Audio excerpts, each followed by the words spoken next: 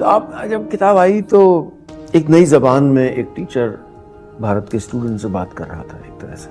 वो लोग ऐसे कहते हैं, आपकी किताब जब पढ़ते थे तो ऐसे लगता था कि आप सामने बैठ के पढ़ा रहे हो। 32 साल हुए, इसका कोई सेकंड एडिशन नहीं किया हमने। बंदर मिलेंगे, बंदर मेरे बहुत प्रसिद्ध हैं इसके। अच्छा। पटना में इस बात की धूम थी कि साइंस कॉलेज में जो नया लेक्चरर आया है वो तो बहुत मस्त पढ़ाता है। अच्छा। इतने अच्छे मेरे शिक्षक थे कि मेरे को वहीं पे पढ़ाना था और वहीं खड़े होना था जहाँ वो खड़े हो रहे थे। एक एम्बिशन था। एम्बिशन था मेरे को। मैं लोगों को चुनौती देता हूँ कि मुझे एक व्यक्ति बताओ जिसको फिजिक्स ना आती हो। अभी का एक बड़ा दोष ये हो गया हमारी शिक्षा के अंदर में कि ये जो प्रकृति से सीखने की प्रक्रिया है वो कमजोर हो गई है। ये सिलेबस नाम की जो चीज आ गई ना, ये बड़ी घातक है। ये स्कूल है, यहाँ पे सीखना है। ये स्कूल नहीं है। हाँ, ये स्कूल नहीं है, ये स्कूल। विद्यालय में जो हमने अपने शिक्षकों को देखा तो वहीं से तो मुझे भी निश्चय करने में मदद मिली ना कि मुझे शिक्षक ही बनना है। तो वो जो एक भाव है वो कम हो गया क्योंकि मुख्य रूप से बिजनेस तो वहाँ, और अब तो बिजनेस भी हो गया। पहले एक जॉब था जी, बिल्कुल। वो बिजनेस हो गया। गरीबी भी चरम पर थी और सुख भी चरम पर था। ये विरोधाभास सा लगेगा। हाँ। इसके बारे में बताइए। हाँ।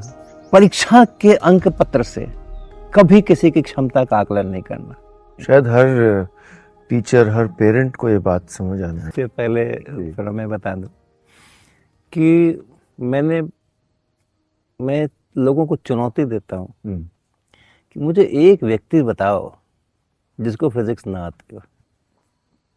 और इस चुनौती पर मैं हमेशा खरा उतरा हूँ। अच्छा। हाँ, एक व्यक्ति 3 साल की उम्र से लेकर के और 93 साल की उम्र हो जाए, एक व्यक्ति कोई बता दो जिसको फिजिक्स ना आती हो, जिसको न्यूटन के नियम ना आते हो।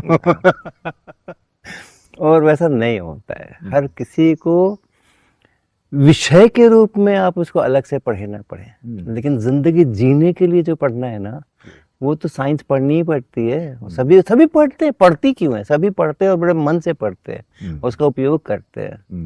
तो इसलिए ऐसा तो कभी किसी को बोलना ही नहीं चाहिए कि मैं साइंस का आदमी नहीं हूँ।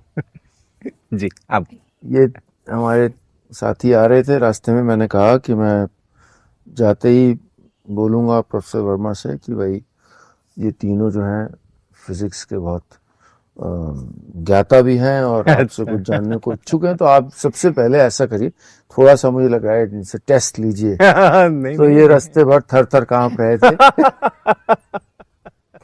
कि कहीं ऐसा हो न जाए। और जाते ही मैंने इनको उस क्लासरूम में जब बिठाया तो इनको लगा टेस्ट ही होगा। तो आपने एक सवाल मुझसे पूछा था कि मैं क्यों उत्सुक था आपसे साक्षात्कार करने को, और वो इसीलिए था क्योंकि आपका यहाँ होना और आपका जो आप कर रहे हो करना, ये एक मिसाल है कि शिक्षा इस तरह से दी जा सकती है और दी जानी चाहिए। तो और मैं टीचर का बेटा हूँ। मेरे ख़ानदान में टीचर बहुत वैसे भी हैं, मेरे माता पिता दोनों टीचर ही रहे हैं। तो वो पक्ष भी समझता हूँ, वो एक पर्सनालिटी टाइप है।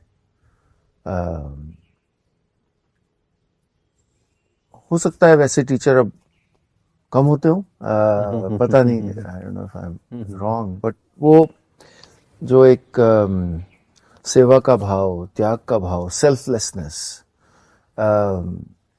और इसमें बहुत खुशी होना कि मेरा शिष्य मुझसे आगे निकल जाए, या जिसको आगे निकलना कहते हैं दुनिया की भाषा में। क्या कैसा होना चाहिए टीचर? कैसे होते रहे हैं टीचर? आप कैसे देखते हैं? देखिए, मेरे को तो आप कहो तो शायद 12-13 साल की उम्र से ही टीचिंग से इतना प्यार हो गया था। अच्छा। कि वो ट्रैक कभी थोड़ा इधर से उधर नहीं हुआ। मैंने जब +2 किया पटना से, उस समय +2 नहीं कहलाता था, उसके नाम अलग थे, वो उस लेवल जहाँ से जेई के लिए परीक्षा देते हैं। तो मेरे कॉलेज के अंदर में बहुत सारे बच्चे आईआईटी के तैयारी करते थे और जब उसकी परीक्षाएं देते थे, हर साल सिलेक्शंस भी होते थे। अच्छा कॉलेज था पटना में। लेकिन मुझे ऐसा पता था कि वहाँ पे इंजीनियरिंग पढ़ाई जाती है और इंजीनियरिंग वहाँ से लोग इंजीनियर बनते हैं। तो मैंने कहा मुझे फॉर्म नहीं भरना है। अच्छा। हाँ, मुझे इंजीनियर बनना नहीं है, मुझे तो शिक्षक बनना है। तो इसलिए फॉर्म नहीं भरा मैंने। तो ये जो टीचर आप कह रहे हैं ना, वो एक दिल में उसकी तमन्ना होनी चाहिए, उसकी आग होनी चाहिए कि मैं लोगों को सिखाऊं, मैं लोगों से सीखूं, मैं ज्ञान को पहले अपने को बढ़ाऊं, फिर प्रश्न जो है प्रकृति के उसके ऊपर मंथन करूं। इतनी क्षमता मेरे में हो, इतने स्किल्स हों, इतनी चीज़ें मुझे पता हों कि मैं दुनिया को समझ सकूं। ये एक है। अभी जो व्यवसाय के साथ में शिक्षा को जोड़ दिया ना, और टीचिंग को भी जोड़ दिया व्यवसाय के साथ में, उसकी समस्या बड़ी हो गई है। और जब कह रहे हैं कि ऐसे जो डेडिकेटेड टीचर्स कम हो गए, पहले हुआ ही करते थे। मेरे खुद के शिक्षक ही मेरे प्रेरणा स्रोत रहे। बिल्कुल। विद्यालय में जो हमने अपने शिक्षकों को देखा, तो वहीं से तो मुझे भी निश्चय करने में मदद मिली ना कि मुझे शिक्षक ही बनना है। तो वो जो एक भाव है वो कम हो गया, क्योंकि मुख्य रूप से वो व्यवसाय के रूप में जुड़ गया, एक जॉब, बिजनेस तो वहाँ, और अब तो बिजनेस भी हो गया। पहले एक जॉब था जी, बिल्कुल। वो बिजनेस हो गया। तो शिक्षक को होना चाहिए कैसा, अगर ये प्रश्न है तो शिक्षक को ऐसा होना चाहिए कि उसको बस शिक्षा देने में, बच्चों से इंटरेक्ट करने में, बातें करने में, चीज़ों को समझने में और चीज़ों पर सवाल खड़े करने में, पजल्स बनाने में और उन पजल्स के को सॉल्व करने में ही उसका जीवन खपना चाहिए। उसी में उसको परम आनंद की अनुभूति होनी चाहिए और किसी चीज़ की कोई चिंता नहीं होनी। तो वैसा होना चाहिए, अगर चाहिए को पूछे। मुझे ऐसा लगता। आपका जन्म कहाँ हुआ? दरभंगा, बिहार। दरभंगा, हालांकि रहा नहीं हूँ मैं दरभंगा में ज़्यादा, कुछ 3 साल की उम्र में दरभंगा छोड़ा होगा, 5 साल की उम्र में समस्तीपुर छोड़ा होगा, 3 से 5 साल, 2 साल, 2.5 साल में समस्तीपुर में रहा हूँ, जब मेरी उम्र उस 3 से 5 साल के बीच की रही। उसके बाद मैं पटना में आ गया, फिर बाकी जीवन पटना में और फिर अब कानपुर में। और आपके माता पिता के बारे में बताइए। ओके। बहुत इंटरेस्टिंग है, बहुत ही इंटरेस्टिंग है। मेरे पिताजी जो हैं वो कभी स्कूल नहीं गए। अच्छा। उन्होंने कभी किसी स्कूल में कोई भी परीक्षा नहीं दी। एक बार स्कूल उनको शुरुआत में भेजा गया था स्लेट पट्टी लेकर के, लेकिन उनको मन नहीं हुआ कि वो पढ़ें वहाँ। तो उन्होंने बताया कि मेरे को मन नहीं लगा, महीने 1.5 महीने के बाद मैंने मना कर दिया, मैं नहीं जाता स्कूल। अच्छा। नहीं गए। और उस समय ऐसा था नहीं कि माता पिता बहुत जोर दें कि पढ़ना ही चाहिए, क्योंकि जो उस समय का वातावरण रहा होगा से 90 साल पहले का, तो उसमें पढ़ाई शायद उतनी ज़रूरी नहीं रही होगी। जी जी। जीविका अगर बिना पढ़े हुए भी चल सकती है तो पढ़ने की क्या आवश्यकता है। तो उन्होंने कुछ काम वाम सीखा, सोने वोने में गढ़ाई का काम सीखा। अच्छा। तो उससे उनका चला वाला। लेकिन मज़े की बात क्या रही कि एक उम्र आने के बाद, शायद 15-16 साल के रहे होंगे, उसके बाद उनको ऐसा लगा कि मुझे पढ़ना चाहिए।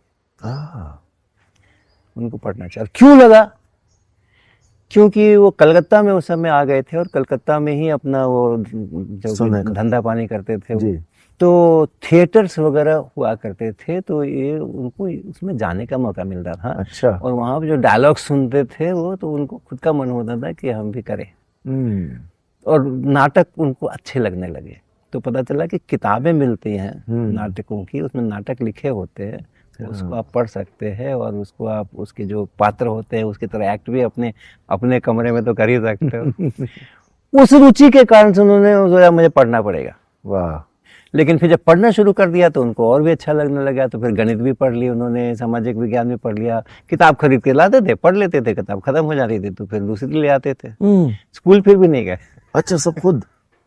स्कूल फिर भी नहीं गए, शिक्षक उनका कोई भी नहीं था, वो खुद से जाते थे। और किताबों पे लिखा ही रहता है कि ये 5वीं क्लास के, ये 6ठे क्लास के, 7वें क्लास के, तो उनको पता था कि अच्छा अभी हमने ये पढ़ी है इस बार 5वीं वाली, तो अगली बार 6ठी वाली पढ़नी है, वो खरीद के ले आना है। और सबसे मजेदार बात क्या है कि कालांतर में उन्होंने सब छोड़ करके और एक स्कूल खोला समस्तीपुर में। और पैसे वैसे तो थे ही नहीं, अपने घर की कोई पैतृक संपत्ति थी ही नहीं, तो स्कूल कैसे चलेगा।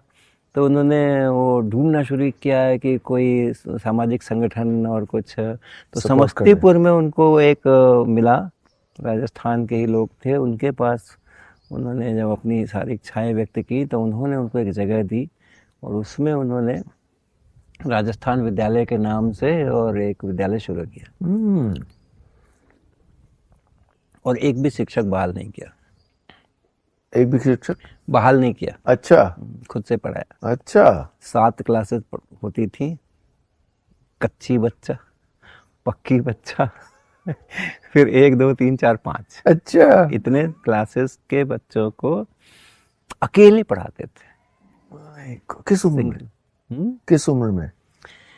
उम्र उस समय में उनकी रही होगी, मैं बात करूं तो ये बात है 1950s की, लेट 50s की, और 40 वगैरह की उम्र रही होगी, 40s में रहे होंगे उस समय। राइट। तो सब बाकी के धंधे छोड़ करके स्कूल में लग गए। 2 रुपए फीस थी प्रति महीने, उससे अपना घर चला लेते थे दुखम सुखम, लेकिन उसकी चिंता ही नहीं थी उनको, तो पढ़ाने के अंदर ऐसा रमे हुए थे। तो इस तरीके का उनका अद्भुत। और उनके जो 7 क्लास को अकेले पढ़ाते कैसे थे, अच्छा स्तर, level, quality of education, Samastipur में इनके स्कूल का जोड़ नहीं था। द बेस्ट हर कसौटी के ऊपर। इनके यहाँ के बच्चे, अगर इनके राजस्थान विद्यालय का सर्टिफिकेट है उनके पास में कि हाँ यहाँ से इन्होंने 5वीं पास किया है, तो कहीं कोई एडमिशन टेस्ट नहीं होता था, इनका डायरेक्ट एडमिशन है। बाकियों के लिए एडमिशन टेस्ट होते थे, इनके। तो उन्होंने विद्यार्थियों को ही इस्तेमाल किया।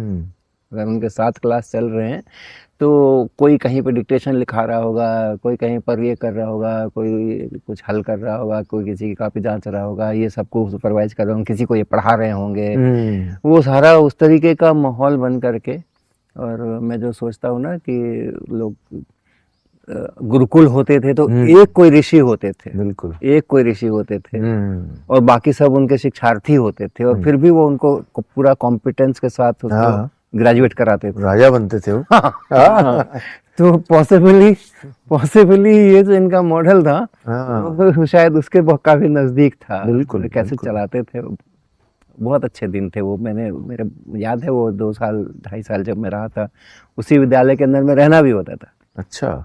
वही हॉल था, एक ही हॉल था बड़ा सा, उसी हॉल के अंदर में एक छोटा सा पार्टीशन किया था। कैसे पार्टीशन किया था, लकड़ी की अलमारियां लगाई हुई थी, और उसके जो बैक साइड है उसको काला पोंछ दिया था, तो वो पार्टीशन भी हो गया, ब्लैक बोर्ड भी हो गया वो। उसके दूसरे साइड में छोटी सी 6 फीट की रहने की जगह कर ली थी। उन्हीं अलमारियों में सब किचन का सामान, ये सब डब्बे, दूसरे साइड में ये सब होते थे, उधर ही अपना चूल्हा वूल्हा हो जाता था, इधर स्कूल उधर।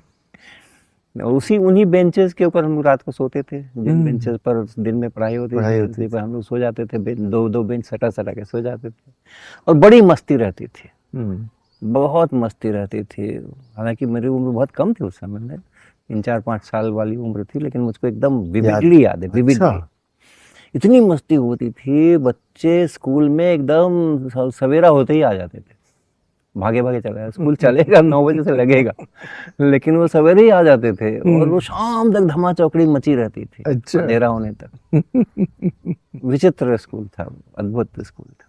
नहीं, और सोचिए कि आज होम स्कूलिंग की बात होती है, मतलब एक बच्चा जो स्वयं को होम स्कूल कर रहा है, 15 साल की उम्र में ये जिजीविषा, ये भूख, माय गॉड, अद्भुत है, बहुत अद्भुत है। मेरी माता जी भी पढ़ी लिखी नहीं थी और अंत में भी उन्होंने कोई खास पढ़ा नहीं। अक्षर ज्ञान हमारे पिताजी ने करा दिया था, पढ़ना वढ़ना सिखा दिया था। तो अपना जो उनके धार्मिक पुस्तकें होती थी रोज सवेरे उनका पाठ करना, ये सब वो कर लेते थे जी। लेकिन कौशल में और क्षमताओं में उनका भी जवाब नहीं था। घड़ी नहीं होती थी अपने यहाँ, लेकिन उनको सवेरे 3 बजे उठना होता था। तो जब भी उनकी नींद खुले तो उठ करके और आसमान देख लेते थे। हर महीने में तो तारों के स्थान बदलते रहते हैं, लेकिन उनको पता है कि ये माघ का महीना चल रहा है तो इस समय में 1 बजे ये तारा यहाँ होता है, 3 बजे ये तारा वहाँ होता है, 4 बजे वो तारा वहाँ होता है, अगर फागुन है तो ऐसे होता है, सब पता था। और उसी से उनकी घड़ी चलती थी। काफी एक्यूरेट उनके एनालिसिस होती थी। तो ऐसा परिवार था। वाह, ये ईंधन था आपका। आप पे क्या असर हुआ इस सब का? एक तो असर ये हुआ कि अपने पर यकीन करना सीखा। अगर मेरे पिताजी मेरी माताजी बिना किसी असिस्टेंस के खुद को गढ़ सकते हैं, तो यानी कि मनुष्य के अंदर में अद्भुत शक्तियां होती हैं, हम अद्भुत काम कर सकते हैं। हमें वो बैसाखियों की जरूरत नहीं है, हम खुद से अपने काम कर सकते हैं, जो हम चाहें वो कर सकते हैं, चाहने की बात है। ये एक कॉन्फिडेंस, ये एक संस्कार, ये अपने परिवार से मुझे मिला। इंडिपेंडेंटली खुद से अपना विकास करना, या कोई भी काम हाथ में लिया तो इंडिपेंडेंटली करना, उसके लिए जो भी सोचना है, एनालिसिस करनी है, मेहनत करनी है, परिश्रम करना है, जो भी करना है करना है। तो ये सबसे बड़ी चीज सीखी है। मुझे लगता है कि एक मेरे अपने पेरेंट्स या आप या ये जो जनरेशन है टीचर्स की, उनको जॉय मिला है, सुख। जी जी जी, बिल्कुल। जॉय इन टीचिंग, बड़ा खूबसूरत इमोशन, डिवाइन, डिवाइन जो है वो बहुत ही आनंद का लगता है कि हाँ किससे जुड़ गया। बहुत सुंदर इमोशन होता होगा। बिल्कुल। अभी भी बचा पाए आप उसको लगातार? हाँ हाँ हाँ, बिल्कुल बिल्कुल। मेरे सबसे सुखपूर्ण क्षण जो मेरे होते हैं वो तभी होते हैं जबकि मैं कहीं कोई लेक्चर डिलीवर करता हूँ, और अब ज़रूरी नहीं है कि वो फिज़िक्स का लेक्चर हो, अब तो बहुत सारे तरह तरह के लेक्चर्स होते हैं शिक्षा व्यवस्था के ऊपर। अभी PRL जो है physical research laboratory Ahmedabad, Chandrayaan पर जिन्होंने अपना पेलोड भेजा था, जिसने टेम्परेचर वगैरह नापा, अभी चंद्रयान 3 वहाँ पर लेक्चर। वहाँ पर हमारे पास कुछ 300 के करीब विद्यार्थी, उन्होंने पूरे अहमदाबाद के सिलेक्टेड स्कूल्स के बुला रखे थे, और कुछ शिक्षक थे और उनके अपने जो साइंटिफिक स्टाफ हैं जो काम करते हैं, रिसर्चर्स हैं। तो उसका टाइटल यही था, शिक्षा में मेरे प्रयोग।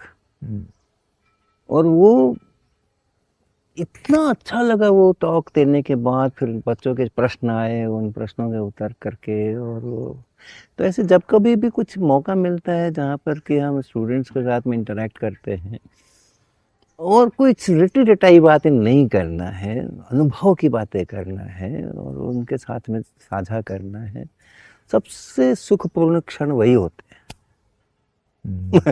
बाकी मटेरियल्स तो जमा हो जाते हैं, नहीं होते हैं, उसमें बड़ी बात। तो पटना कैसे पहुंचे थे? हाँ, मैं तब से सोच रहा था कि आपसे वो मौका मिलते ही बात करूं। मेरे बड़े भैया जो अब नहीं हैं, देवी प्रसाद वर्मा नाम था उनका, तो वो माता पिता का भी नाम बताइए। मेरे पिताजी का नाम था गणेश वर्मा, माताजी रमावती थी, और मेरे सबसे, हम लोग 4 भाई बहन थे, अब 3 रह गए। तो मेरे बड़े भैया मुझसे 18 साल बड़े थे, और उनको भी पढ़ने पढ़ाने का जबरदस्त उत्साह था शुरू से, बचपन से। मेरे पिताजी का जो उस समय तक आ गया था तो वो इनमें भी आया, और वो बहुत मेधावी छात्र रहे अपने इसके अंदर में। उन्होंने बड़े प्रश्न उठाए, हाँ, वो दोनों चीज़ों में वो आगे रहे।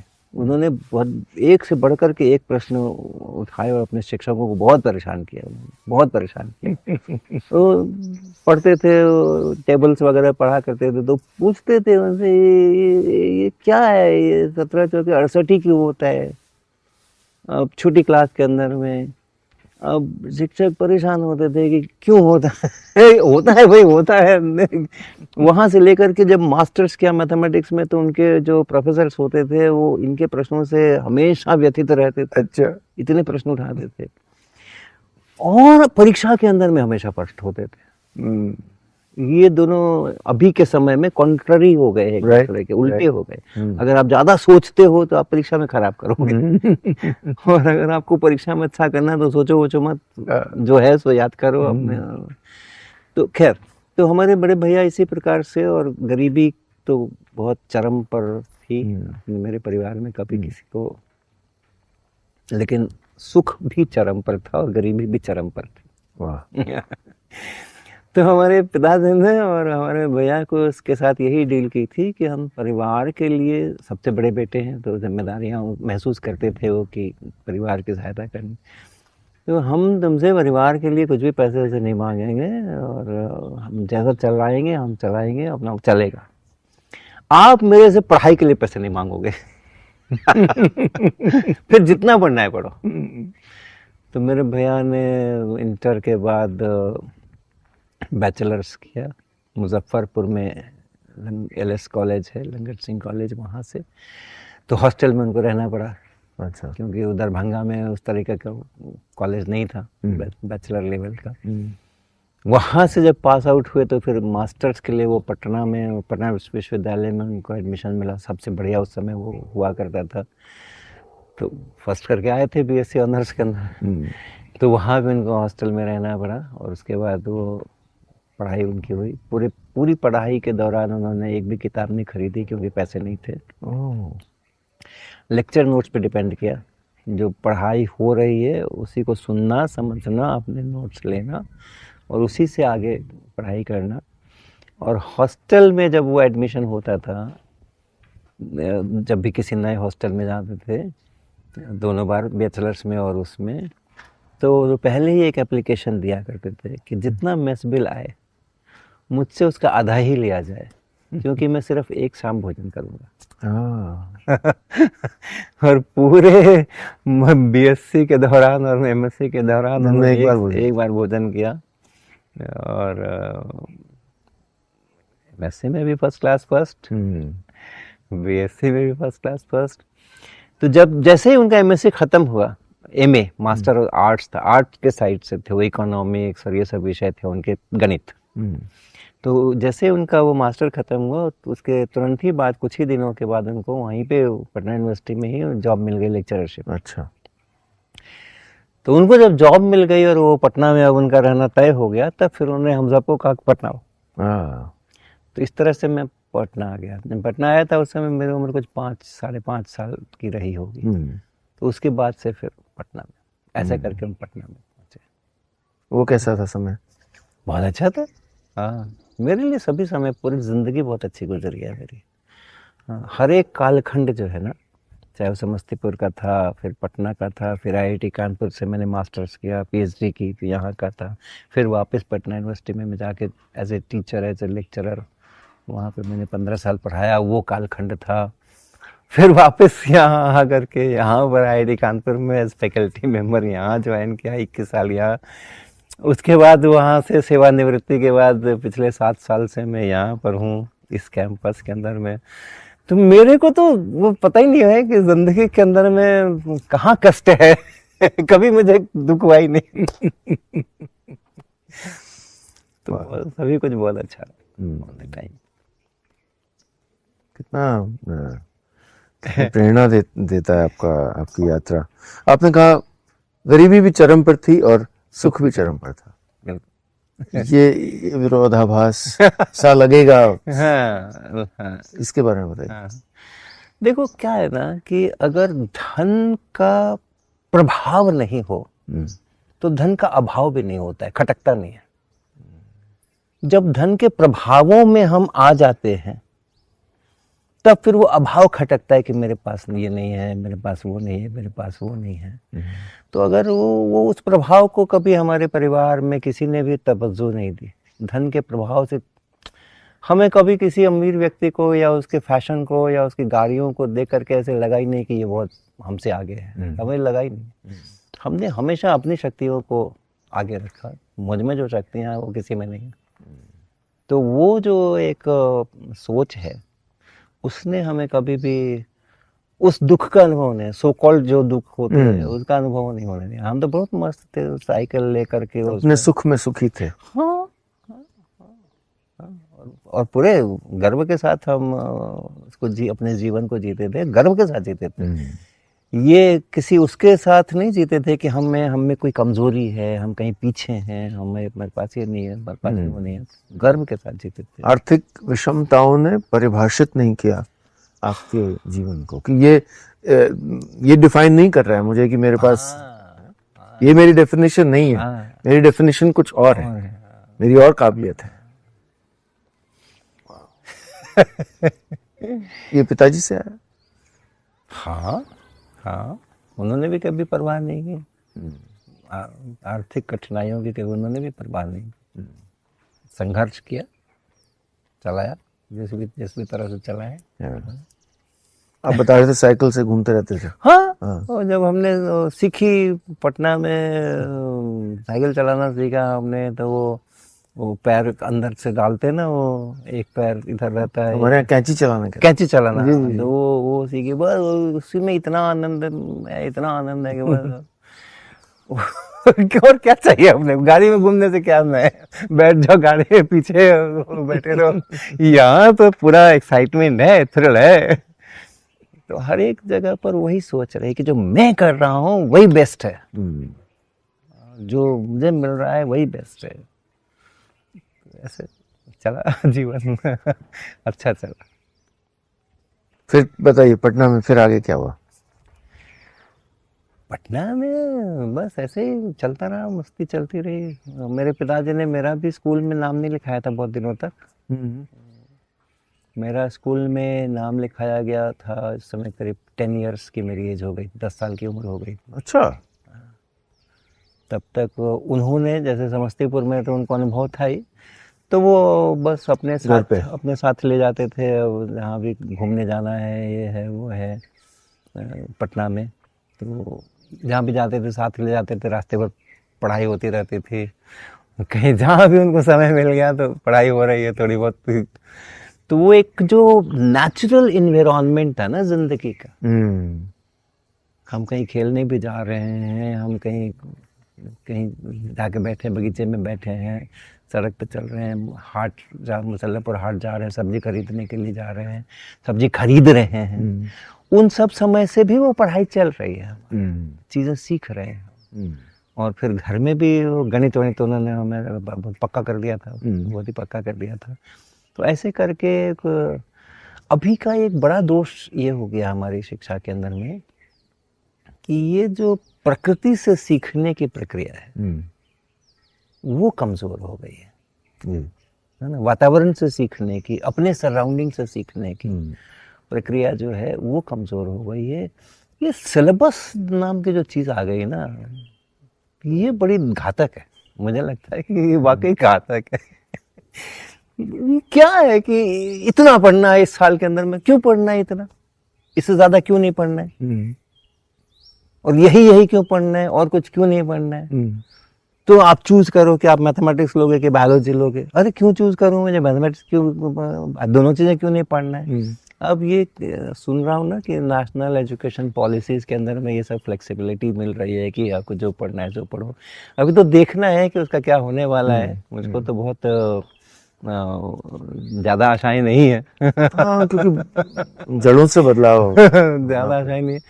तो ये जो रेजिमेंटेशन है, वो हमारी नेचुरल सीखने की जो अपनी शक्तियां होती हैं उसको कम करता है।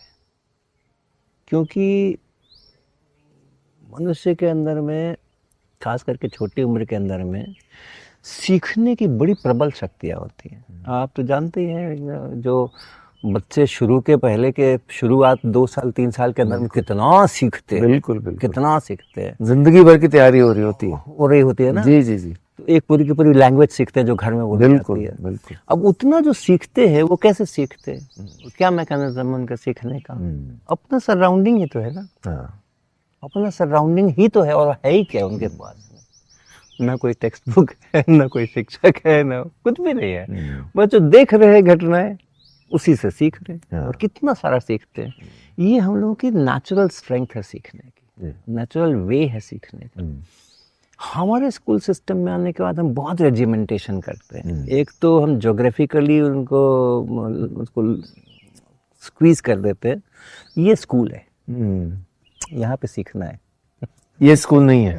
हाँ ये स्कूल नहीं है, ये स्कूल स्कूल वहाँ पे खत्म हो जाता है, यहाँ दुनिया शुरू हो जाती है। जी बिल्कुल।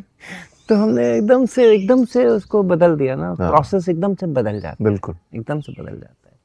फिर उस स्कूल के अंदर में ये पीरियड हो गया, इस 45 मिनट्स में ये करना, उस 45 मिनट्स में वो करना, कल होमवर्क बना करके लाना है।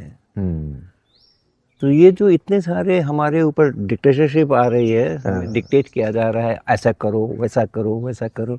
तो हमने तो कितनी आज़ाद जिंदगी जी थी स्कूल में जाने के पहले, राइट, और बहुत कुछ सीखा था। हाँ, हमने साबित किया था कि हाँ हम सीख सकते हैं, बिना आपके भी हम सीख सकते हैं।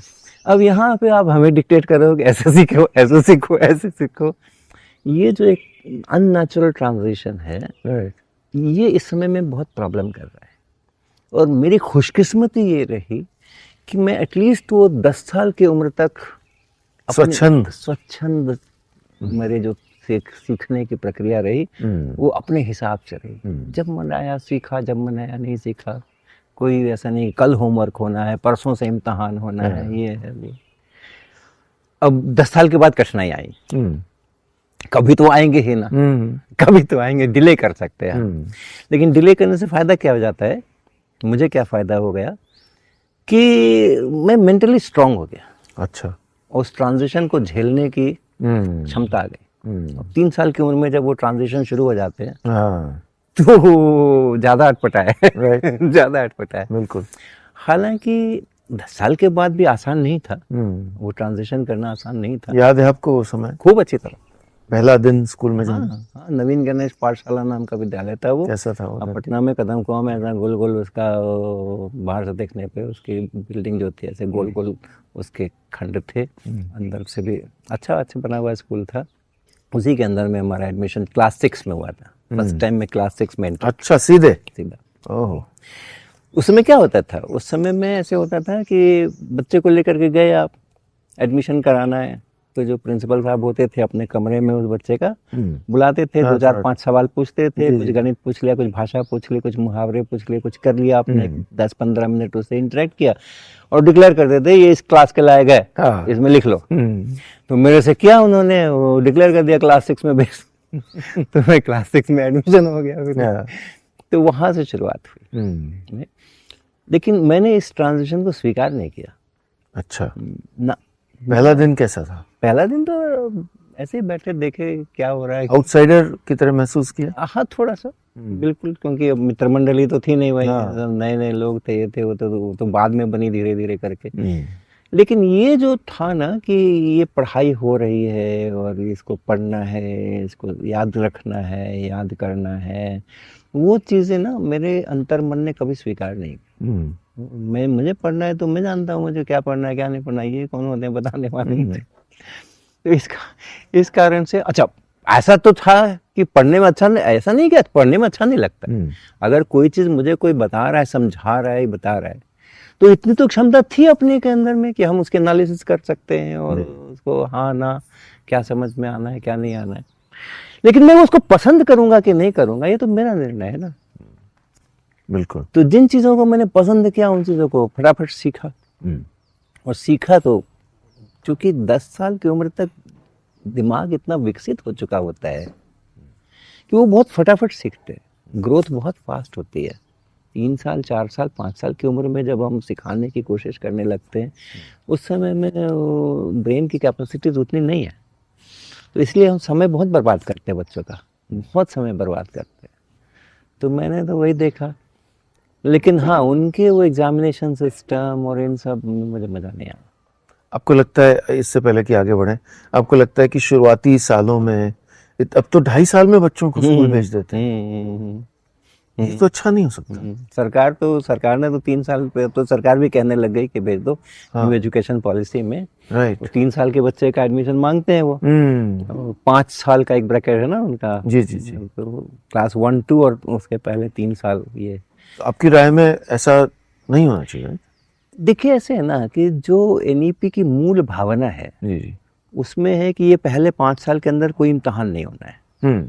ओके, तो उनकी मूल भावना यही है कि जो उसका प्राकृतिक इन्वायरमेंट घर पे था, हाँ, वही इन्वायरमेंट हम यहाँ पर उसको प्रदान करें और वो रेजिमेंटेशन कम से कम करें, राइट। और ग्रेजुअली धीरे धीरे करके उसको वही बिना किताब के, बिना परीक्षा के, बिना इसके उसके उसको डेवलप कर दुनिया दिखाए।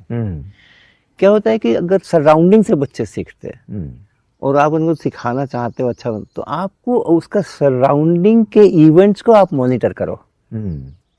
हाँ, राइट। उसको जो दिखेगा उसी तो सीखना है ना जी।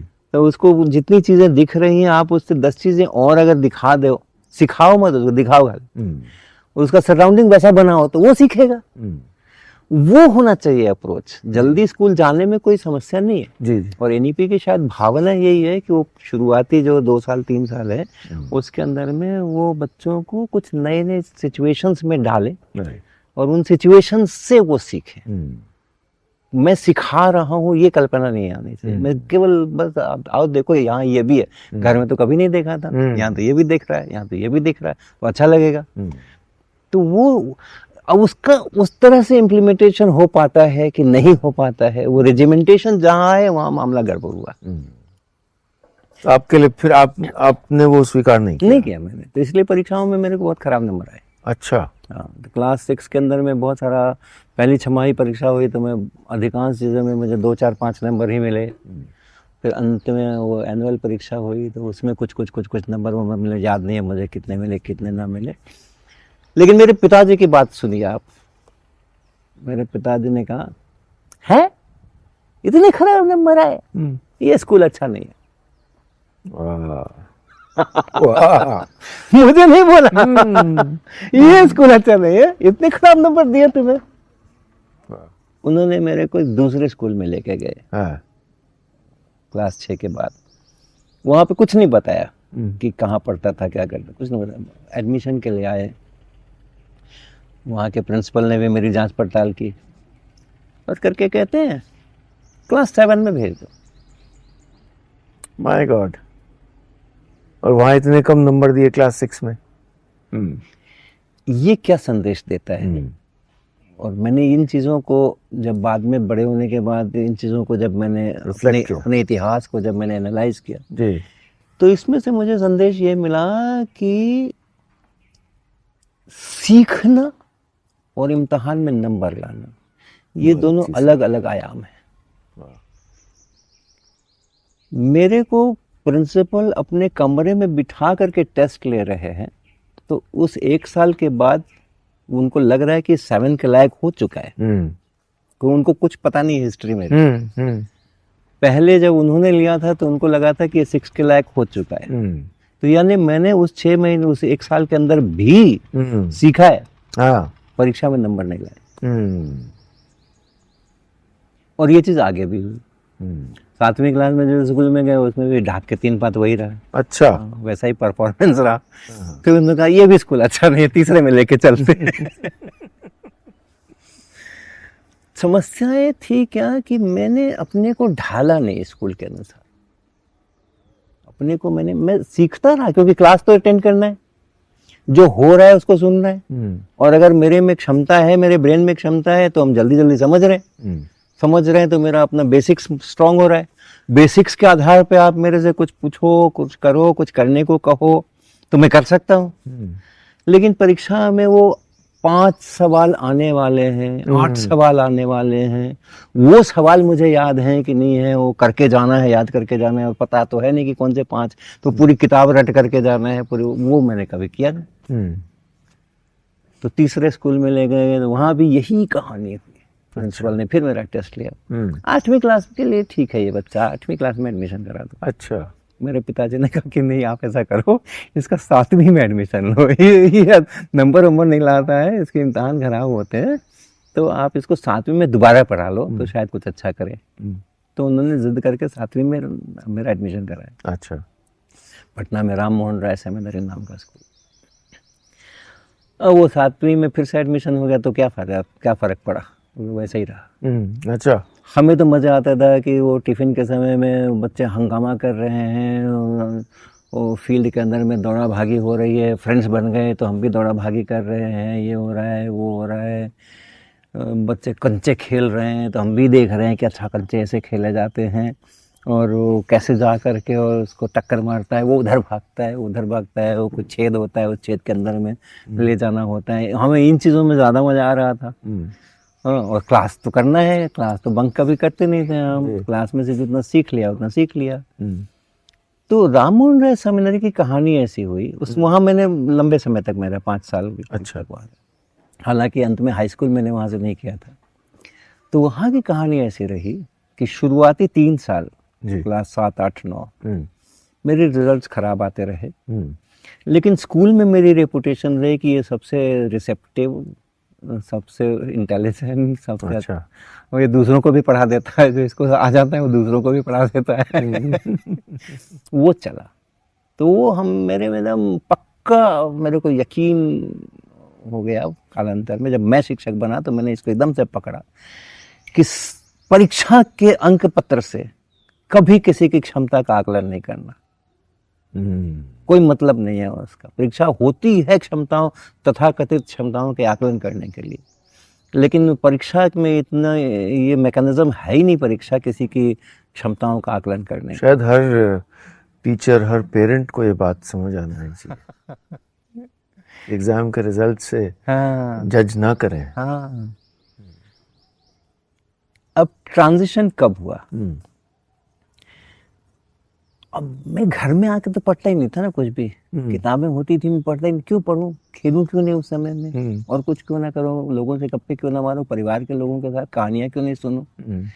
हाँ, भैया मेरे बहुत वो रहते थे कि देखो मेरा भाई है, मैं थ्रू आउट टॉपर रहा हूँ यूनिवर्सिटी तक, और ये क्लास में पास तक नहीं होता है, सब्जेक्टली पास तक नहीं होता है। तो बड़ी वो काउंसलिंग करते थे मेरे को। अच्छा। कि पढ़ा करो पढ़ा करो पढ़ा करो। लेकिन एक अच्छी बात रही कि मेरे पिताजी ने, मेरे भैया ने हमेशा मेरे ऊपर यकीन किया। कितने भी खराब रिजल्ट आए, मेरे पिताजी कहते थे स्कूल खराब है, स्कूल तुम्हें समझ नहीं पा रहा है। और मेरे भैया कहते थे कि पढ़ लो ना थोड़ा सा पढ़ लो, किताब पढ़ लिया करो। वो सब कुछ चिंता करते, सब कुछ करते थे, लेकिन कभी ट्यूशन करने के लिए नहीं भेजा मुझे। वो एक मेजर स्टेप था, जिंदगी बदल गई होती अगर वो उन्होंने कहा होता कि भाई तुमसे होमवर्क नहीं हो रहे हैं, तुम्हें परीक्षा में नंबर नहीं आ रहे हैं, तो एक ट्यूशन कर लो, ट्यूशन वाले के यहाँ चले जाओ और वो जैसा कहें वैसा करो। अगर वो हो गया होता तो फिर शायद हम लोग बात नहीं कर रहे होते। तो I am really I appreciate कि उन्होंने मेरे ऊपर यकीन किया और हमें किसी की सहायता लेकर के और एडिशनल सपोर्ट। राइट। आपकी राय में उसका क्या नेगेटिव असर होता है? एक भाई क्या करेगा क्रचेस। हाँ क्या कहाँ वही क्रचेस है वो। अगर मैं स्कूल में नहीं सीख रहा हूँ तो वो ट्यूटर कैसे सिखा लेगा मुझे? वो कैसे सिखा लेगा? ऐसा थोड़ी कि स्कूल के मेरे टीचर अच्छे नहीं थे और ये ट्यूटर उससे ज्यादा अच्छा सिखाता, ऐसा थोड़ी है। राइट। स्कूल में तो एक से बढ़कर के एक, और मेरे सारे शिक्षक मेरे लिए इतनी श्रद्धा के पात्र थे, तभी तो मैं इतने ध्यान से उनको सुनता था और जो सुनता था समझता था और मुझे समझ आ जाती थी। दोस्तों को समझाता था मैं, देखो कितना अच्छा नीलांशु मलिक जी ने कितना बढ़िया हमें पढ़ाया, ये सब्जेक्ट ऐसा है, वैसा वैसा वैसा। तो हम उनकी बहुत श्रद्धा करते थे। वो मेरे को बहुत अप्रिशिएट करते थे कि क्लास में बहुत, ये तो बहुत तेज लड़का है भाई, ये तो फटाफट समझ लेता है चीज़ों को, लेकिन नंबर नहीं देना है क्योंकि हम उत्तर लिखते ही नहीं थे। तो वहाँ पर क्या हुआ कि मेरी माताजी पिक्चर में, मैं आपसे कह रहा था ना कि इंटेलिजेंस में उनका भी जवाब नहीं था। मेरे पिताजी कह के हार गए, कुछ नहीं हुआ मेरे ऊपर। मेरे बड़े भैया कह के हार गए। इन्होंने मेरे साथ एक डील किया। अच्छा। वो छठ होती है बिहार, जी जी, यहाँ इधर भी होने लग गई है, बिहार में ज़्यादा होती है। तो उस समय में उसमें एक विशेष पूजा के लिए एक विशेष प्रकार का पकवान बनता है, ठकुआ कहते हैं। हाँ। तो उन्होंने उस साल मैं 9वीं में था, दिसंबर महीने में परीक्षा होती है जी। और ये दिवाली के बाद 6 अक्टूबर वगैरह में कभी आती है। तो उन्होंने वो कुछ ज़्यादा मात्रा में ठकुए बनाए और शीशे के बर्तन में भर करके और अपने कमरे में रख लिया। अच्छा। अपना कमरा था छोटा सा, उसमें भगवान की मूर्ति वूर्ति थी और रख ली। और मेरे साथ उन्होंने एक डील की कि 1 घंटे बैठो। 1 मिनट? हाँ, 1 घंटे लगातार बैठो मेरे कमरे के अंदर में। किताब तुम्हारे पास होनी चाहिए, कॉपी तुम्हारे पास होनी चाहिए, पेंसिल तुम्हारे पास, कलम या पेंसिल होनी चाहिए। और जो भी किताब, 1 लेनी है 1 लो, 2 लेनी है 2 लो, 5 लेनी है 5 लो, लेकिन होनी चाहिए। और 1 घंटे बैठना, तो फिर तुम्हें हम ठकुए खिलाएंगे। जितने घंटे बैठोगे उतने हिसाब से ठकुए खिलाएंगे। मैं तो भाई लालच नहीं, लालच तो अलग चीज है। लेकिन चीजें एनालाइज करना तो आता था मुझे। उतना भी नहीं आता था जितना मैं सोचता था कि मुझे आता है, उतना आता नहीं था, इसीलिए मैं ट्रैप हो गया। मैंने उनसे पूछा कि किताब कॉपी लेकर के बैठना है 1 घंटे कि पढ़ना है? क्लैरिफाई करो पहले। अच्छा। अगर पढ़ना है तो फिर दोबारा सोचेंगे, अब बैठना है तो ठीक है। पढ़ने वढ़ने में मन नहीं लगता, कभी पढ़ाई नहीं था जी। तो उन्होंने कहा नहीं, बैठना है केवल। बैठना? हाँ, बैठना है। तो हमने कहा अभी तो अच्छी डील है। अच्छा। अच्छी डील है, मैंने हाँ कर ली। अच्छा, ये भी संस्कार था अपना कि एक बार किसी चीज के लिए हाँ कह दी तो कह दी। अच्छा। पीछे नहीं मुकरेंगे नहीं फिर। अच्छा, वाह। अपनी जो बात मैंने कह दी जुबान, तो हम मुकरेंगे नहीं फिर उससे। तो हमने हाँ कर दी। अब पहले ही दिन जैसे ही 5-7 मिनट बीते, अब करूं क्या? कमरे में कोई नहीं, माता जी खाली चुपचाप बैठी हुई हैं, अपना कुछ किताब पढ़ रहे हैं या कुछ कर रही हैं, भगवान जी का कपड़ा सिल रही हैं और कुछ कर रही हैं। अब मैं कितनी देर वो दीवारें देखूं और कितनी देर वो कैलेंडर, वही कैलेंडर, वही कितनी देर में बैठूं भाई? तो एक 14-15 साल के बच्चे को आप ऐसे कैसे बिठा दोगे? ये चीज मैंने पहले रियलाइज नहीं की थी। तो आदमी क्या करेगा? जो किताब है हाथ में, तो पलटो, पढ़ो। 1 घंटा तो पूरा करना है मिनिमम। ऐसे मेरे को पढ़ाया उन्होंने। अच्छा। और जब मैंने पढ़ी किताब तो समझ में आया कि अरे नहीं, पढ़ना उतनी खराब बात भी नहीं है, अच्छा लग रहा है, चीजें समझ आ रही हैं। अच्छी किताबें भी लिखी होती थी उस समय, टेक्स्ट बुक्स भी अच्छे होते थे, और चूंकि स्कूल में पढ़ा हुआ भी होता था अपना कुछ वो पढ़ा, तो हमें किताब पढ़ने में अच्छा लगने लगा। अक्टूबर की ये घटना है, दिसंबर आया, हर एक सब्जेक्ट में पहली बार पास हुआ। टर्निंग पॉइंट, बिल्कुल टर्निंग पॉइंट। ठेकुआ का महत्व आपके जीवन में है। और माँ की फोरसाइट, दूरदर्शिता। वाह। किसी डिग्री की जरूरत नहीं। अपनी क्षमताएं जी अलग चीज होती है, डिग्री अलग चीज होती है। हाँ, बिल्कुल। तो ऐसे करते हुए फिर पटना साइंस कॉलेज में एडमिशन हुआ। हाई स्कूल में फर्स्ट डिवीजन के अच्छे नंबर आए। Patna science college best school था, बेस्ट कॉलेज था उस समय में, वहाँ एडमिशन हुआ। फिर उसकी परीक्षाएं हुई, उसमें बढ़िया हुआ जी। फिर ये +2 वाला लेवल ख़त्म हुआ तो फिर बैचलर्स में सीधा वहीं उसी कॉलेज में मैंने बैचलर्स में BSc ऑनर्स फिजिक्स में एडमिशन लिया। फिजिक्स क्यों? फिजिक्स क्यों, हाँ। एक तो था कि शुरू में ही वो बंटवारा हो जाता था साइंस, आर्ट या कॉमर्स। वो क्लास 8 में एडमिशन, 7वीं पास करो, चूज कर लो। ये भी हमारा अब आज की तारीख में वो बहुत ही अटपटा लगता है, उसी समय चूज करा दिया उन्होंने। फिर साइंस अगर ले ली तो फिर मैथमेटिक्स या बायोलॉजी वो भी चूज कर ली। तो मेरे पास मैथमेटिक्स, फिजिक्स, केमिस्ट्री यही मैंने साइंस में पढ़े, और लिटरेचर, भाषा हिंदी वगैरह वो सब पढ़ी हुई। तो फिजिक्स में थोड़ी तार्किक उपलब्धियां ज़्यादा हो सकती हैं, तर्क करने की गुंजाइश ज़्यादा होती है फिजिक्स के अंदर में। केमिस्ट्री और इसमें मैथमेटिक्स में थोड़ी कम होती है। केमिस्ट्री में सबसे कम होती है और मैथमेटिक्स में उससे ज़्यादा होती है और फिजिक्स में उससे भी ज़्यादा होती है। तो एक तो वो अपील किया था, लेकिन मुझे तीनों ही सब्जेक्ट अच्छे लगते थे, तीनों ही अच्छे लगते थे, और शायद मैं मैथमेटिक्स में ही आगे बढ़ता। मेरे भैया भी मैथमेटिक्स में ही थे, तो वो परिवार से भी आ रहा था गणित का। मेरे पिताजी भी का जो एक्सपर्टाइज सबसे ज़्यादा था वो गणित में था, उन्होंने सेल्फ जो किया था, तो शायद मैं गणित में ही जाता। लेकिन मेरे को फिर किसी ने ऐसे काउंसलिंग किया कि अगर आप फिजिक्स करोगे तो आपको इतना गणित करना पड़ेगा कि आपको जो गणित सीखने की और गणित की जो आपकी इच्छा है, भूख है, वो फुलफिल होगी। ऑन टॉप ऑफ इट आपको फिजिक्स का भी आनंद मिलेगा। तो ये बात मुझे अपील की, ये बात ठीक है, क्योंकि मैं पढ़ चुका था फिजिक्स, केमिस्ट्री, मैथमेटिक्स तीनों का, अपने को थोड़ा ज्ञान तो हो चुका था +2 के लेवल तक का, तो उतना काफ़ी होता है। तो मेरे को ये बात समझ आई, और फिर हमने इसलिए वो फिजिक्स चूज किया बीएससी ऑनर्स के लिए। वो हुआ, फिर तो कोई कहानी ही नहीं है। 1 सेकंड रुकिएगा सर, ये कैमरा हीट अप हो रहा है, इनको 5-7 मिनट का गैप चाहिए। अच्छा, बस इसके बाद आगे बढ़े। 10-15 सेकेंड का कोई क्लिप बनाते हैं, या तो किसी एक्सपेरिमेंटल अरेंजमेंट से या तो फिर अपने एनवायरनमेंट से। तो वो जो वीडियो होता है 15-20 सेकेंड का, वो हमारे क्वेश्चन का पहला भाग है, वो उसको देखें, फिर उसके बेस्ड, उसी पे बेस्ड 5-6 ऑप्शंस होते हैं, मल्टीपल चॉइस ऑप्शंस होते हैं, वो मिलके एक सवाल बनता है।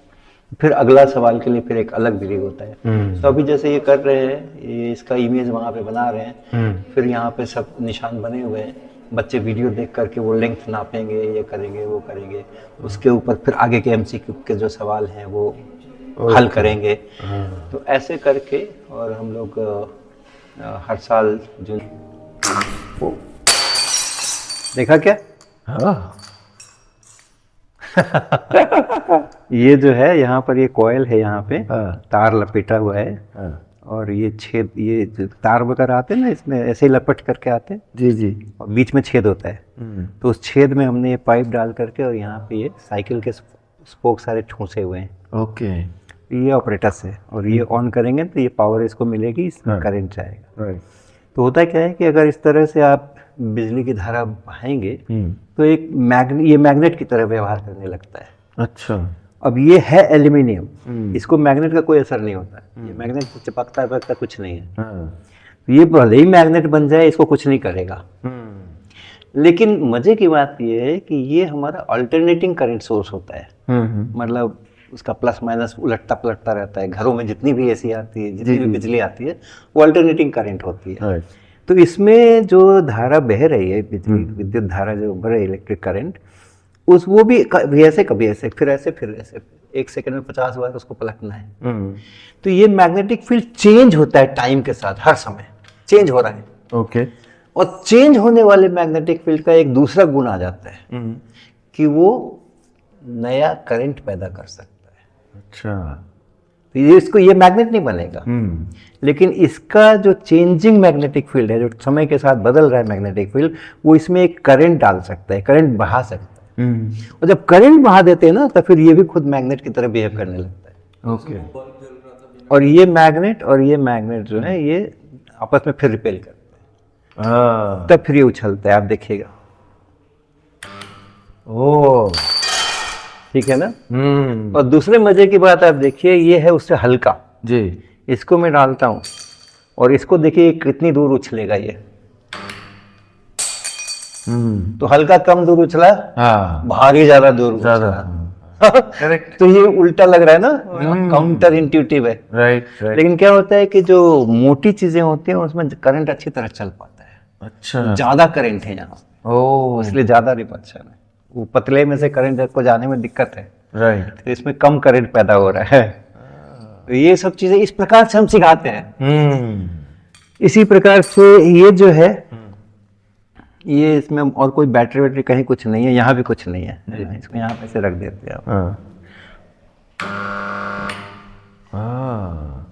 वही ये चेंजिंग मैग्नेटिक फील्ड, इसमें करंट पैदा कर रहे हैं, वो करंट बल्ब से गुजर रहा है तो बल्ब जल रहा है। और जितने दूर जाएंगे ना उतना इसका असर कमजोर होता जाएगा। अच्छा। यहाँ रख के करेंगे, यहाँ रख के करेंगे, यहाँ रख के करेंगे। आपके हाथ में क्यों नहीं लग रहा है करंट? ये जो तार होते हैं ना ये वाले, इसमें ऊपर इंसुलेशन होता है। ओके। ये सब इंसुलेटेड है, एक दूसरे से दूर। ये टच दिख रहा है आपको, लेकिन ये टच नहीं हो रहे हैं, इसको अंदर से घूम करके ही सारे करंट जाने हैं। क्योंकि ये ऊपर सब ये जो लेप लगा हुआ है, ये इंसुलेशन है। बट गुड क्वेश्चन, किसी ने पूछा नहीं था ये। किसी ने पूछा नहीं था अभी तक।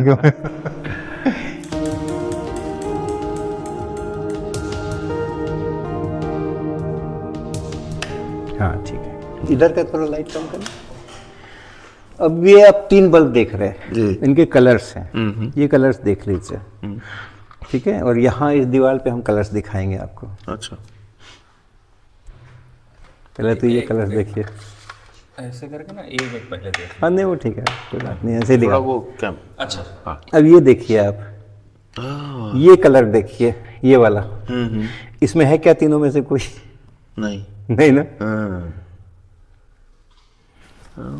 और अब ये देखिए, मैं हाथ की जगह ये डंडा रखता हूँ, येलो आ गया, येलो आ गया, जबकि यहाँ येलो नहीं था।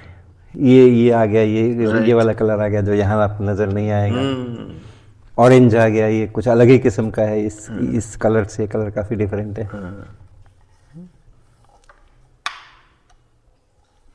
तो इस तरह से हम चीजों को पढ़ाया करते हैं। तो ये क्यों है? ये क्यों है? यही है, ये क्यों है, पहले आप कर दो ना, तो प्रश्न आएगा ये क्यों है। आपको तो मैं अभी बता दूंगा, लेकिन मैं बताता नहीं हूँ लोगों को। जी। क्योंकि प्रश्नों के साथ रहने की भी आदत डलनी चाहिए।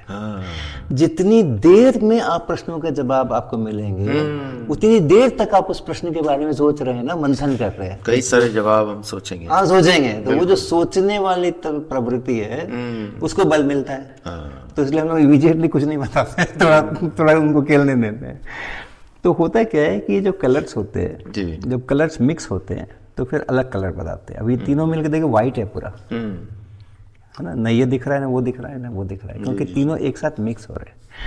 जब हम इसको यहाँ रख देते हैं तो इस जगह पे आप देखिए, ये लाइट यहाँ नहीं पहुंच रही है, तब यही 2 मिक्स कर रहे हैं। राइट। यहाँ सोचेंगे तो ये वाली लाइट यहाँ नहीं पहुंच रही, क्योंकि बीच में ये आ गया है, तो यही 2 वहां पहुंच रहे हैं। तो इन 2 का मिक्सचर ऐसा कलर देता है, इन 2 का मिक्सचर ऐसा कलर देता है, और येलो, और इन दोनों का, हाँ ये बीच में ये जो आप देख रहे हैं ना, ये रुक रहा है, ये रुक गया है। अब इन दोनों का कॉम्बिनेशन ये कलर दे। सरसों हुई थी जो अब कट गई है, तब नया बेड बन रहा है, कुछ और बोया जाएगा, उधर कुछ सब्जियां वब्जियां ये सब होती हैं जी। तो इस प्रकार का थोड़ा खेती का उपक्रम यहाँ पर है। हम लोग अपने लायक सरसों का तेल साल भर का इसी में से बना लेते हैं। अरे वाह। और सब्जियां बीच बीच में सीजन के अनुसार होती रहती हैं जी। यहाँ पर गन्ने थे, 5 साल तक यहाँ गन्ने लगे हुए थे। अच्छा। इसी साल वो गन्ने फाइनली निकाले गए हैं। 3 साल की लाइफ बताते हैं एक बार बोने के बाद। हमारे 5 साल तक खूब पिया हमने। अच्छा।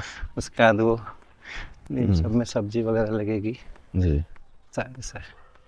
ये हमारा ओपन क्लासरूम है ये। अच्छा। तो यहाँ पे स्टूल रख देते हैं, तो इतने सारे जो 15 टेबल्स बने हुए हैं, राइट, एक पे 2-2 बच्चे भी बैठ गए, तो 30 लोगों का क्लासरूम हो गया। शिक्षक उधर खड़े हो जाते हैं। अच्छा। और पोर्टेबल बोर्ड रख देते हैं, या कुछ एक्सपेरिमेंट्स वगैरह करना होता है तो एक टेबल यहाँ रख देते हैं, उस टेबल पर एक्सपेरिमेंट्स हो जाते हैं। कई बार इनसे एक्सपेरिमेंट कराना होता है। बायोलॉजी का हम लोगों ने स्लाइड व्लाइड बनाना सिखाया, तो सब बच्चे यहीं पर बैठ करके और उनको सब पकड़ाया हमारे लोगों ने, सब कैसे स्लाइड्स बनाते हैं बायोलॉजी के अंदर में और माइक्रोस्कोप में कैसे देखते हैं, वो सब सिखाया। तो ये इस तरीके का अभी ओपन एयर लैब लिखा है। हाँ, ओपन एयर लैब इसीलिए लिखा है। वो साइकिल उल्टी क्यों है? हाँ इसमें से हम लोग कई तरह का गणित सिखाते हैं। अच्छा। इसमें हम लोग को इसको ऐसे चलाने की सुविधा होती है ना, ऐसे जी। चलाते हैं हम। जी। तो फिर यहाँ से जो सर्कुलर मोशन है, रोटेटरी मोशन है, उन सब के ऊपर अपना अध्यापन चलता है। अच्छा अच्छा। इसी प्रकार से ये जो चलाते हैं हम, यहाँ से अगर मान लीजिए चला रहे हैं तो इसका एक चक्कर और इसका एक चक्कर या इसका एक चक्कर, उनमें क्या संबंध है, ये एक राउंड करेगा उतनी देर में, ये कितने राउंड करेगा, तो इस सब तरह के गणित जो है वो सब यहाँ से सिखाते हैं। इसी तरीके से ये चक्का है, इसका भी ऐसे ही है, 2 चक्के होते हैं इसलिए 2 चक्के होते हैं, एक से भी मेरा काम हो जाता अमूमन। ऐसे सब चीज़ें की जाती हैं इसके अंदर में। सब अध्यापन का ही सारा। यहाँ पे और भी चीजें लगाने का है। ये जो आप देख रहे हैं, ये भी हमारे एक उपकरण है। अच्छा। ये भी उपकरण है ये। अच्छा। ये उधर कहीं बन रहा था कुछ सड़क वड़क के ऊपर, तो ये बेकार उनका फेंका हुआ था तो हमने उठा लिया इसको। अब बच्चों को बहुत मजा आता है इसको। हम लोग क्या कहते हैं कि इसके एक चक्कर में कितना आगे बढ़ेगा। अच्छा। तो यहाँ पर एक लाइन अगर हमने डाल दी, शायद डली भी हो, हाँ। या कहीं से भी आइडेंटिफाई कर सकते हैं। राइट। कहीं से भी आइडेंटिफाई कर सकते हैं। ये लाइन है ना। अब ये लाइन है, अब ये लाइन सबसे ऊपर रखी है हमने। अब उसको एक पूरा चक्कर करना है, ये फिर से ऊपर आना चाहिए। अच्छा। और यहाँ पे आप मार्क कर लो। ओके। यहाँ से हम शुरू कर रहे हैं। अच्छा अच्छा। तो ये एक चक्कर गोल घूम रहा है और साथ में आगे भी बढ़ रहा है। और पूरा एक चक्कर घूम के ये यहाँ आया। हाँ। और फिर से यहाँ मार्क करो। अब इसको आप नापो। अच्छा। और इसका ये जो डायमीटर है इसका, राइट, रेडियस डायमीटर, उसको आप नापो। हाँ। अब गणित में पढ़ाते हैं हम लोग कि ये 2 × π × r होता है, राइट। जब ये एक पूरा चक्कर करता है। हाँ। और पाई का वैल्यू फिर वहां से आप कैलकुलेशंस वगैरह करके निकाल सकते हो। और बच्चों को तो बहुत मजा आता है इसको चलाने में। तो ऐसे कुछ चीजें हम लोग मॉडल बनाते रहते हैं। बहुत बढ़िया। काश हर स्कूल में साइंस ऐसी पढ़ाई जाती। हम लोग ना यहाँ पे एक मॉडल खड़ा कर देना चाह रहे हैं, उसके बाद फिर जिसको रिप्लिकेट करना है करो। फिर क्या हुआ? फिर जब बीएससी हुई तो पता चला अच्छा आईआईटीज में केवल इंजीनियर ही नहीं बनते हैं, फिजिक्स वाले भी पढ़ाई करते हैं, मास्टर्स भी होता है, मैथमेटिक्स वाले भी करते हैं। तो फिर यहाँ अप्लाई किया एडमिशन के लिए 2 ईयर एमएससी प्रोग्राम में। अच्छा। सिलेक्शन हो गया मजे से। तब कोई सेंट्रल एग्जाम नहीं होता था जी। अपने अपने आईआईटी जहाँ एमएससी होती है, अच्छा। सब अपना अपना इम्तहान लेते थे। तो मैंने 2-3 आईआईटीज के लिए फॉर्म भरे होंगे और पहला ही इंटरव्यू आईआईटी कानपुर में हुआ सबसे पहले। ओके। और उसी में फटाफट सिलेक्शन हो गया, तो बाकी जगह जाने की जरूरत ही नहीं पड़ी। तो ऐसे करके फिर आईआईटी कानपुर में एमएससी हो गई।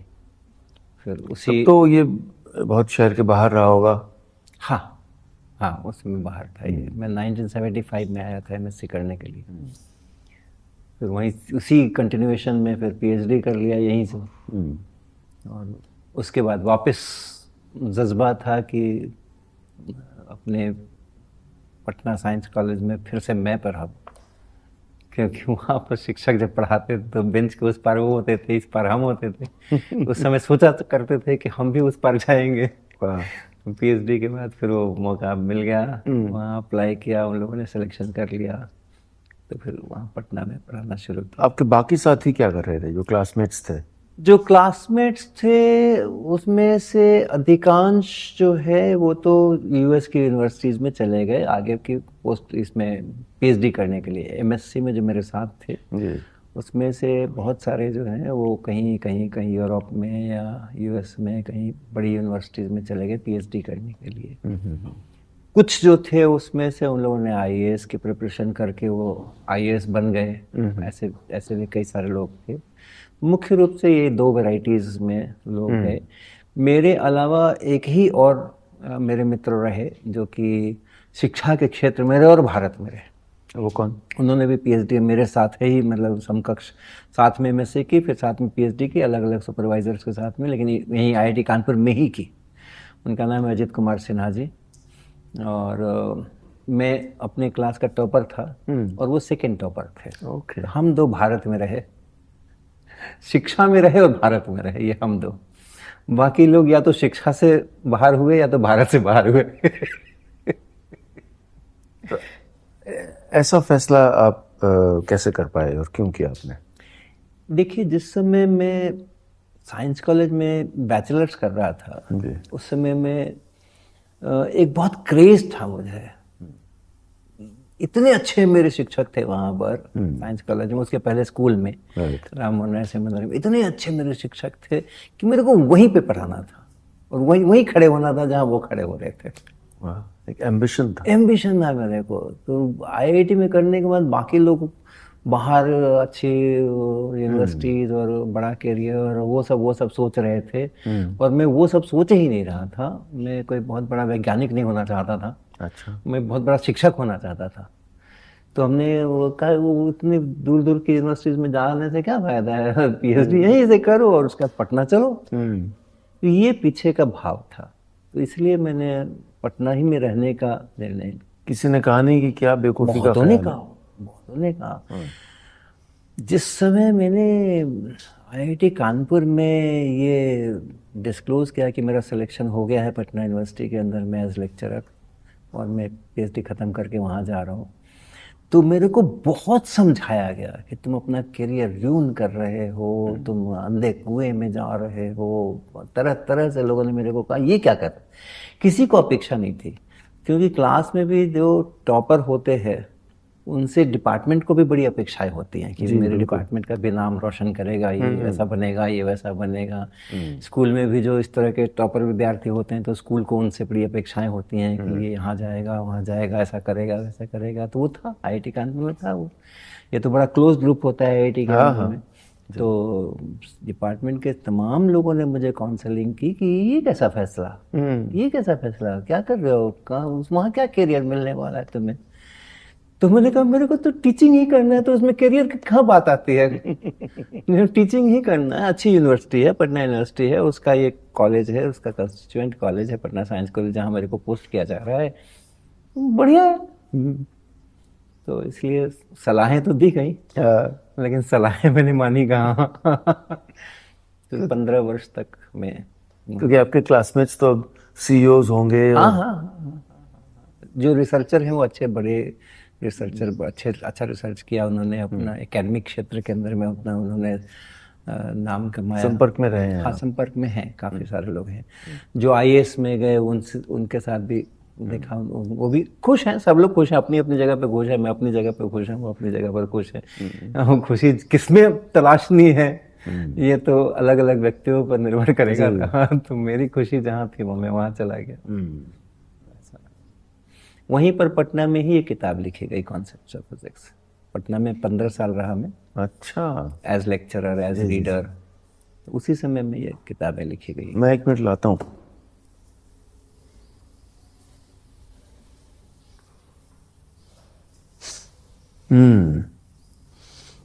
अब बताइए मुझे, ये किताब तो लाखों बच्चों की बाइबल है।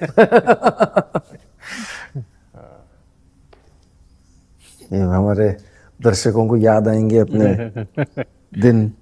जी, आप बताइए इस किताब का जन्म कैसे हुआ? इस किताब का जन्म ऐसे हुआ कि जो मैं वहाँ पटना साइंस कॉलेज में पढ़ रहा था और लोग जेईई की तैयारी कर रहे थे, मेरे दूसरे क्लासमेट्स, और उस समय में वो लोग किताब पढ़ा करते थे फिजिक्स में। रेस्निक और हेलिडे उनके ऑथर्स थे। मैंने चर्चाएं सुनी थी कि बड़ी अच्छी किताब है और वो जेईई के प्रिपरेशन करते हैं लोग उससे, ऐसा वैसे। तो मुझे उस समय चूँकि जेईई की प्रिपरेशन करनी थी नहीं, तो मैंने उसको इग्नोर कर दिया था कि हाँ ठीक है, पढ़ो, तुम लोग पढ़ो, मेरे लिए ज़रूरी नहीं है। लेकिन जब मैं 1975 में पहुंचा आईआईटी कानपुर मास्टर्स करने के लिए, तो वहाँ लाइब्रेरी में वो किताब मुझे दिखी, फिजिक्स रेस्निक हेलिडे। तो अब तो कोई ये था नहीं ना कि परीक्षा के लिए पढ़ने से मेरे को गुरेज था। परीक्षा के लिए मेरे को जो मन होगा वो पढ़ूंगा, तो यहाँ जो मन होगा वो पढ़ूंगा मैं, वो आ गया। अच्छा, लिस्ट में आ गई वो। जी। तो मैंने वो किताब इशू कराई और उसको पढ़ा। तो +2 के लेवल इंडिया के अनुसार, भारतीय जो अपने विद्यालय हैं उनके अनुसार +2 के लेवल है वो। उन्होंने लिखा है तो अपने यूनिवर्सिटीज़ के लिए लिखा होगा, लेकिन हमारे यहाँ +2 का लेवल है वो जो उसमें लिखा होता है। मैंने उसको पढ़ा मास्टर्स में, अपने मास्टर्स के दौरान। के लोग पढ़ते हैं इसी समय पढ़ लेते हैं अपने 11वीं 12वीं के समय, क्योंकि उनको जेईई का प्रिपरेशन करना होता है। तो वो किताब मुझे बहुत प्यारी लगी, बहुत अच्छी लगी, बहुत मज़ा आया उसको। और अपने कोर्सेज वगैरह से अलग हट करके इसको मैंने खूब अच्छी तरह से पढ़ा, इसके सवाल बनाए, ये किए वो किए। तो जब पटना विश्वविद्यालय में जॉब मैंने ज्वाइन किया और वहाँ पर मुझको +2 भी पढ़ाने के लिए मिला।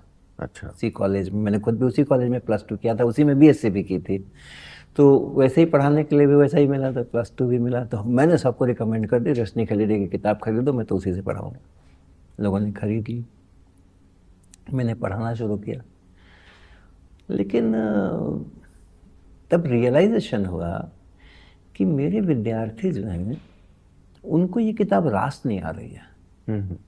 और चूँकि मैं पढ़ा रहा हूँ कि जिस प्रकार से जो और किताबें हैं बाज़ार के अंदर में, भारतीय लेखकों की लिखी हुई, जो जिसको कहा जाता है चलती हैं, ये किताब चलती है यहाँ, ये किताब चलती है, वो किताबें मेरे पढ़ाई से मैच नहीं हो रही हैं। और जो मेरे से मैच हो सकती है मेरे पढ़ाई से, वो मेरे बच्चों को रास नहीं आ रही हैं। तो 3-4 साल लगातार पढ़ाने के बाद और हर साल यही अनुभव रिपीट होने के बाद मुझे समझ में आया कि नहीं, फिज़िक्स स्कूल में अगर फिज़िक्स पढ़ानी है तो उसका जो पैकेजिंग है, जो हमें सिद्धांत बताने, न्यूटन के नियम बताने हो, हाइगेंस का प्रिंसिपल बताना हो, मैग्नेटिक फील्ड बताना हो, जो कुछ भी बताना हो, तो उसका जो पैकेजिंग होना चाहिए वो भारतीय परिवेश में होना चाहिए जी। वो अमेरिकन परिवेश में नहीं होना चाहिए। तो मैं खुद चूंकि एक छोटे शहर से आया था, तो मैंने वहीं पर पिच किया।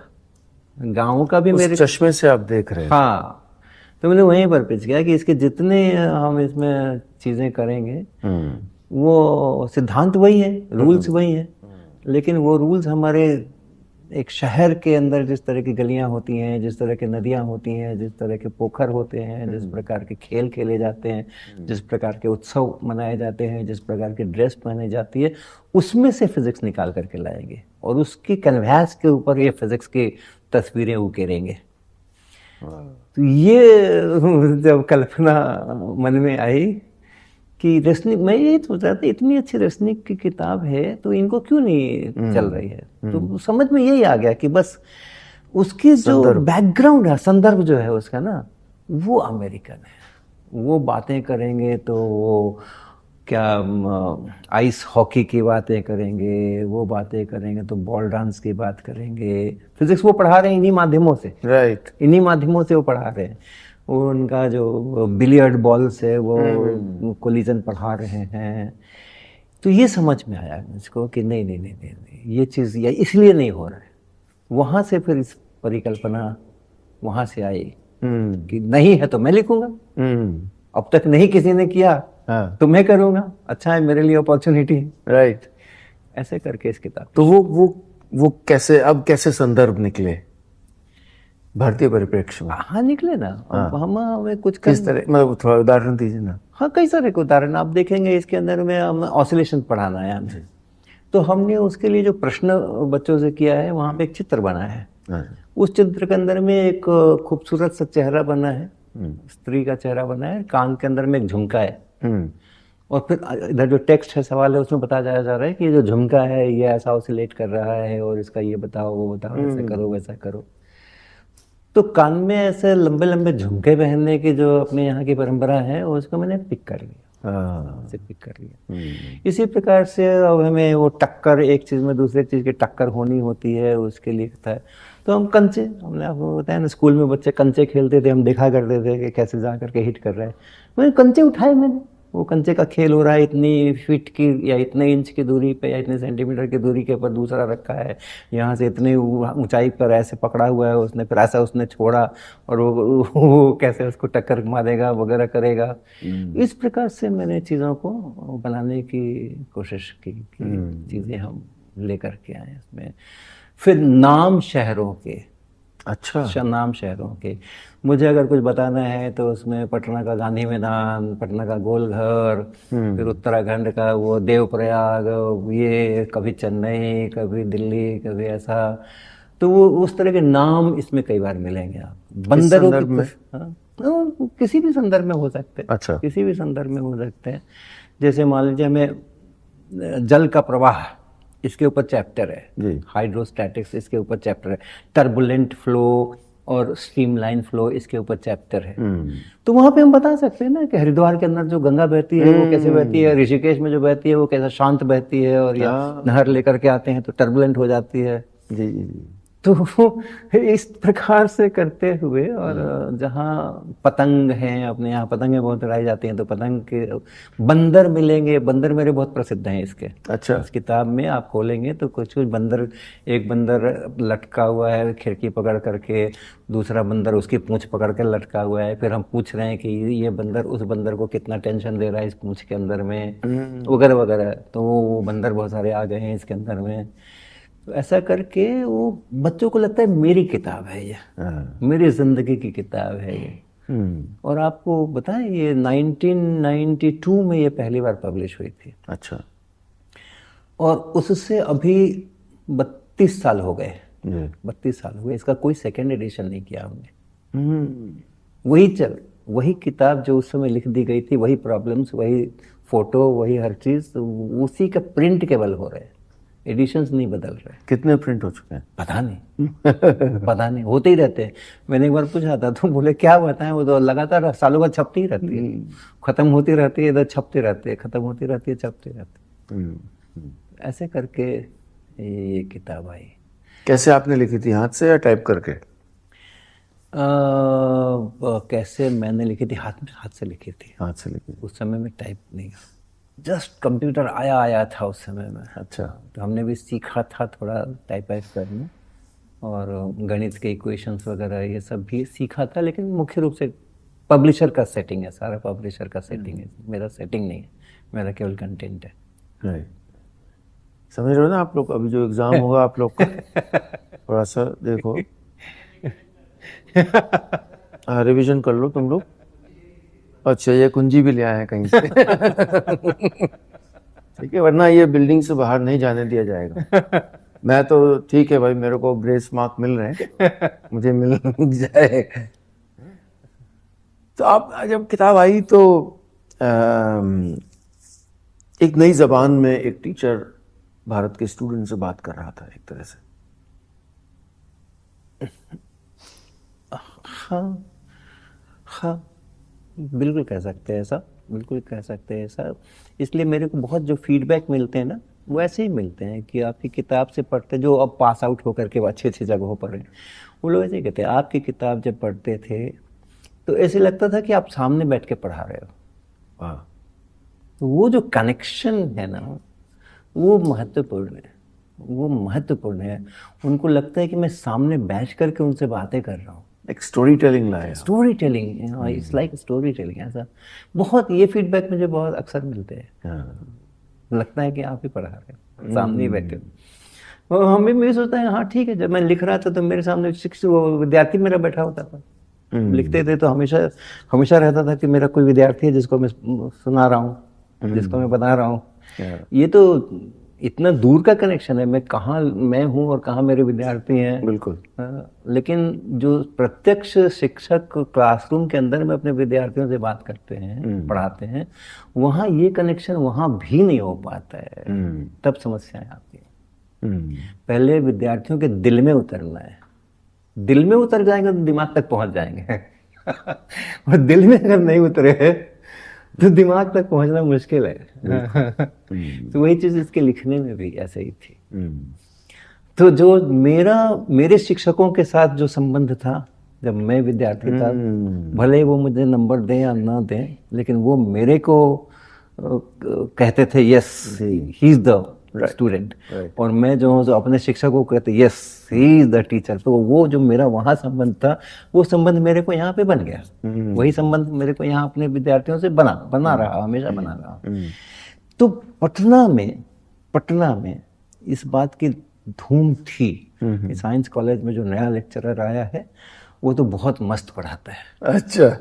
इस कारण से टाटा मैकग्रॉ हिल वाले एक बुक फेयर जगह जगह लगाते रहते हैं। तो पटना में जब उन्होंने बुक फेयर लगाया तो वो ढूंढ रहे थे कि कोई ऑथर अच्छा सा मिले जो कि रश्मि खेलीडे के पैरेलल में कोई किताब लिखे, क्योंकि वो रश्मि खेलीडे दूसरे पब्लिशर से, वाइली से है, और ये मैकग्रॉ हिल से है। तो इनके पास उसका तोड़ नहीं था, तो वो चाहते थे वैसा। तो पूछते रहते थे जहाँ जाते थे वहाँ। तो पटना में जब उनको लोगों ने बताया कि अच्छा उनके पास जाओ, देखो वो कुछ लिख तो रहे हैं वो। तो टाटा मैकग्रॉ हिल के लोग मेरे घर पे आके उन्होंने हमसे बात की और अपने मंशा जाहिर की कि हम लोग रश्मि खेलीडे इनको बीट करना चाहते हैं अपने पब्लिकेशन मैकग्रॉ हिल से।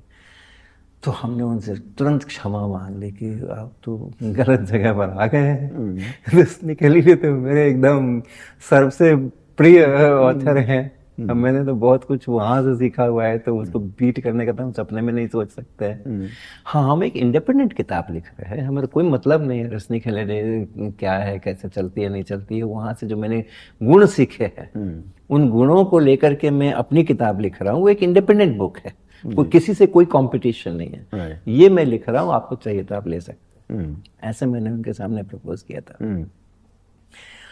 तो फिर उन्होंने हमसे सैम्पल चैप्टर्स मांगे, भेजे हमने उनको। उन्होंने कई जगह पर रिव्यू कराया, बॉम्बे में, चंडीगढ़ में, तीन जगह शायद रिव्यू कराया प्रोफेसर्स को भेज करके।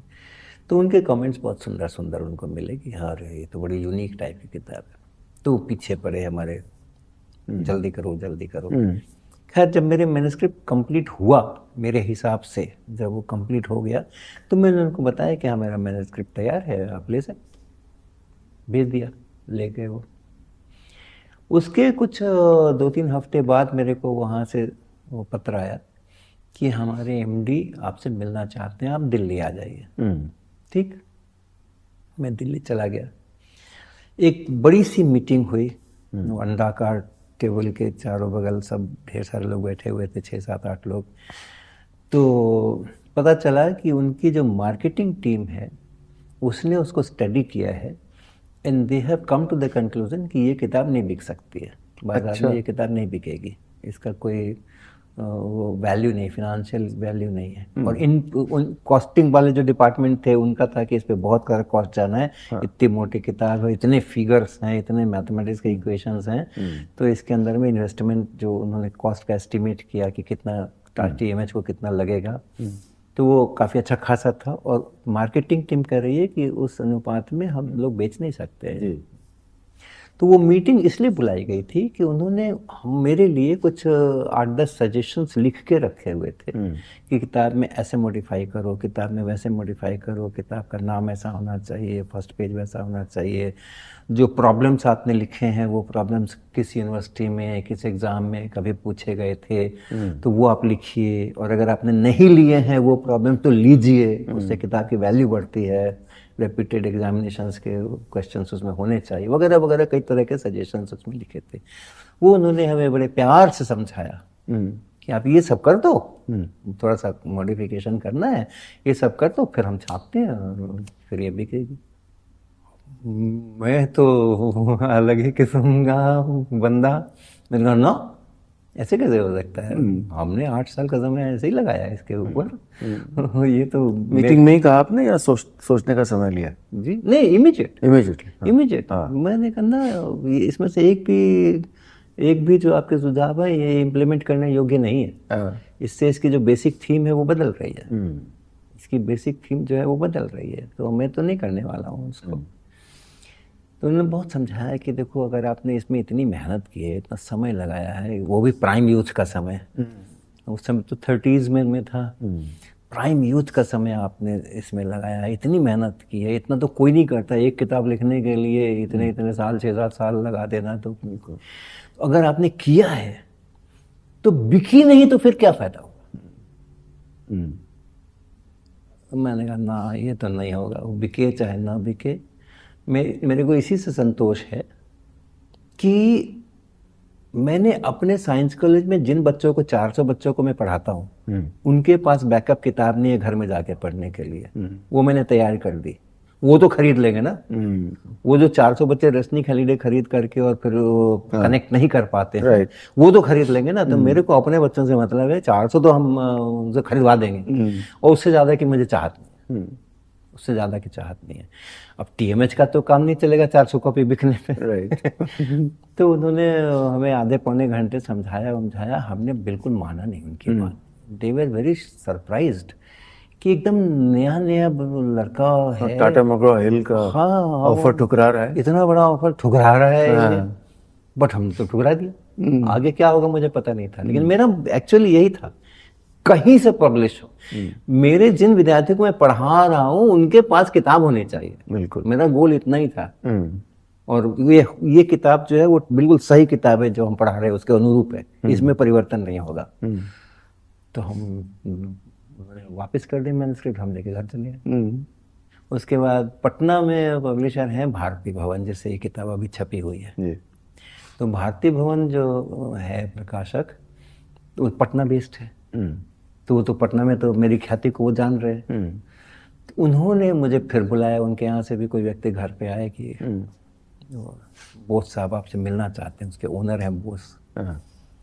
अच्छा, मैं उनके ऑफिस गया, तो उन्होंने कहा हमें पता चला कि टाटा मैकग्रा हिल से आपकी बात नहीं बनी, तो आप हमें देंगे कि हम पब्लिश कर दें। तो हमने कहा कि मुझे तो कोई आपत्ति नहीं है, लेकिन आप बताएं, वो तो कहते हैं कि ये बिकने योग्य नहीं है, आप कैसे बेचोगे? तो उन्होंने कहा पता नहीं, हम भी गैम्बल लेंगे। तो हमने कहा क्यों लोगे आप इतना गैम्बल, कुछ कारण बताओ हमें, उसको लॉजिक समझाओ कि आप कैसे इतना बड़ा गैम्बल क्यों लेना चाहते हो। वो कह रहे हैं कि इस किताब में बहुत सारा इन्वेस्टमेंट होने वाला है, मोटी किताब है, फिगर्स हैं, ये हैं, ड्राइंग्स हैं, और करस्पॉन्डिंगली कम से कम 3-4 हज़ार किताब में बिके हर साल, तो मैच नहीं होता है। और आप कह रहे हो कि हम छाप लेंगे, गैम्बल लेंगे, तो गैम्बल लेने के पीछे क्या आपकी सोच है बताओ? क्या आपके भी कुछ सजेशंस आने वाले हैं मुझे, या कुछ करने वाले हैं? तो उन्होंने कहा नहीं, हमारे कोई सजेशंस नहीं आने वाले हैं, आप जो कहोगे हम वही छापेंगे, आप जैसा दोगे हम वैसे ही छापेंगे, हम किसी चीज़ के लिए इंसिस्ट नहीं करेंगे कि ऐसे बदलो वैसे बदलो। तो हमने कहा कि आप थोड़ा हमें समझाएं कि आप इस निर्णय पर क्यों पहुंच रहे हैं। तो उन्होंने बहुत सीधी सी बात कही कि आपको पिछले 10-12 सालों से हम लोग जान रहे हैं कि you are one of the best teachers in Patna. Right. Patna science college इतना अच्छा रेप्यूटेड इंस्टीट्यूशन है, उसके अंदर में आप उसमें जो लेक्चरर होता है वो अपने आप में ही प्रतिभावान होता है और क्षमतावान होता है, और फिर आपका तो अलग से उसमें भी स्थान ऊंचा है। तो आपकी इसको मैं जानता हूँ, नंबर 1। नंबर 2, अगर आपको अपनी किताब से इतना लगाव है कि आपने वहां से कि आपने टाटा मैकग्रा हिल का ऑफर ठुकरा दिया और कोई मॉडिफिकेशन नहीं किया, तो जरूर कुछ ना कुछ तो बड़ी बात होगी इस किताब में जो कि हमें समझ नहीं आ रही है अभी, इसलिए हम गैम्बल ले रहे हैं। हो सकता है कि गैम्बल फेल हो जाए। अच्छा, तो उनकी सोच बहुत अलग किस्म के थे। तो ऐसे करके फिर वो पब्लिशर मुझे मिले। पहले तो किताब के प्रोडक्शन में बहुत खर्च किया उन्होंने। उस समय में ये कंप्यूटर से डायग्राम्स नहीं बनते थे, उनके पास आर्टिस्ट की एक फौज थी, वो सारे डायग्राम्स हाथ से बनाती थी। लेकिन इसके लिए उन्होंने वो सॉफ्टवेयर्स, लीगल सॉफ्टवेयर्स खरीदे, अपने लोगों को ट्रेन अप किया, खुद ट्रेंड हुए, और उसके बाद फिर उनको गाइड किया, एक एक फिगर को उन्होंने गाइड किया पब्लिशर में खुद बैठ करके। काफ़ी मेहनत किया, काफ़ी इन्वेस्टमेंट किया, फिर प्री पब्लिसिटी बहुत किया उन्होंने, खूब अखबारों में एडवर्टीजमेंट दिया, ये वो। मैं टाटा मैकग्रा हिल जितना पैसा खर्च करता है उससे ज़्यादा पैसा इन्होंने खर्च किया, डेफिनेटली प्रमोट करने के लिए। प्रमोट करने के लिए। तो ऐसे करके वो किताब फाइनली पब्लिश हुई। और भारती भवन का नेटवर्क बिहार के बाहर तो नहीं था, केवल बिहार के अंदर में था। बिहार में वो बहुत स्ट्रांग थे। लेकिन फिर तो पहले आपको कैसे कि और बच्चे भी उसको स्वीकार कर रहे हैं, ये रुझान कब आने हैं? बहुत जल्दी। अच्छा, बहुत जल्दी। इसका क्रेडिट भारती भवन को है कि उन्होंने इस ढंग से इसको प्रचारित किया। बिहार के अंदर तो उनके अपने वो थे, करस्पॉन्डेंट्स थे, तो उन लोगों ने उस किताब को लेकर के जहाँ जहाँ शिक्षक थे, जहाँ जहाँ ये थे, स्कूलों के अंदर में और कॉलेज, इंजीनियरिंग कॉलेज, पॉलीटेक्निक्स में, कोचिंग पढ़ाने वालों में, हर जगह उसको ये किया। लेकिन उससे बहुत फ़ायदा नहीं हुआ। अच्छा। उससे बहुत फायदा नहीं हुआ। अंत में जो एनालिसिस हुई तो इस पब्लिसिटी का कोई फायदा नहीं हुआ। लेकिन फायदा किसका हुआ कि बुक सेलर्स के अंदर जो नेटवर्क था इनका, जो इनकी किताबें बेचते थे दूसरे विषयों की, उन बुक सेलर्स के नेटवर्क के अंदर में, और ये इन्होंने ये पंप करने की कोशिश की कि कोई बहुत जबरदस्त किताब हम लेके आ रहे हैं, टिबॉन लेके आ रहा है। तो उन लोगों ने वो किताबों को अपने डिस्प्ले के लिए 10-10 किताब, 5-5 किताब, वो नेटवर्क उनका बहुत अच्छा था। उन सबको उन्होंने डिस्ट्रीब्यूट किया और कहा कि कोई भी अगर फिजिक्स की किताब +2 लेवल पे मांगने है तो ये भी दिखाना हो। वहां से वो पब्लिसिटी हुई है बिहार के अंदर में, और बिहार के बाहर के लोग लिए उन्होंने न्यूज़पेपर्स का सहारा लिया। अच्छा। उसके फीचर्स लिख करके और उसको एक पोस्टर जैसा बना करके न्यूज़पेपर्स में एडवर्टीजमेंट दे करके और वो सब किया। तो मेरे ख्याल से किताब पब्लिश हुई है 1992 के नवंबर में, और पहला आउटसाइड बिहार ऑर्डर जो आया है वो आया है जनवरी में, नेक्स्ट जनवरी में 2000 कॉपी का एक साथ। अच्छा। उसके बाद से धीरे धीरे करके नए एरियाज जुड़ते गए हर साल। आज यहाँ से, कल वहाँ से, परसों वहाँ से, फिर अनेक प्रदेशों से करते गए, नए नए एरियाज जुड़ते गए, किताब की पब्लिसिटी होती गई, उसकी ऑथर्स वो बढ़ते गए, रीडर्स बढ़ते गए, फिर इतने बढ़ गए 2-3-4 साल के अंदर में इतने बढ़ गए कि जो शिक्षक इसको पहले कहते थे कि ये किताब बेकार है, को प्रमोट कोई नहीं करता था, अपनी तरफ से कोई करता ही नहीं था। अगर कहीं से कोई बच्चा भी लेके जाए तो वो कहते थे नहीं नहीं ये सब नहीं पढ़ना है। और कारण क्या था, इसमें जितने न्यूमेरिकल प्रॉब्लम्स है ना, ये सब जो लोग कह रहे हैं कि कोई सवाल मत पूछना, उसमें जितने न्यूमेरिकल प्रॉब्लम्स हैं ऑलमोस्ट सारे के सारे मेरे क्रिएट किए हुए हैं। अच्छा। I am not taken from anywhere. Right. और क्रिएट क्यों किए, तो जो मैंने टेक्स्ट पढ़ाया है पीछे चैप्टर में, उसके साथ उसकी मैचिंग है, उसके साथ उसकी मैचिंग है। लेकिन 4-5 साल होते होते इस किताब की पॉपुलैरिटी स्टूडेंट्स में इतनी बढ़ी कि जो कॉन्सेप्ट्स ऑफ फिजिक्स के सवाल नहीं बनवाएंगे उन शिक्षकों के पास विद्यार्थी नहीं जाएंगे। तो फोर्स होकर के उनको सबको सीखना पड़ा। और उसके बाद उस समय तो मुझे याद है पटना के अंदर में बोर्ड लगाते थे वो होर्डिंग्स, कोचिंग इंस्टीट्यूट वाले, यहाँ कॉन्सेप्ट्स ऑफ फिजिक्स से फिजिक्स पढ़ाई जाती है।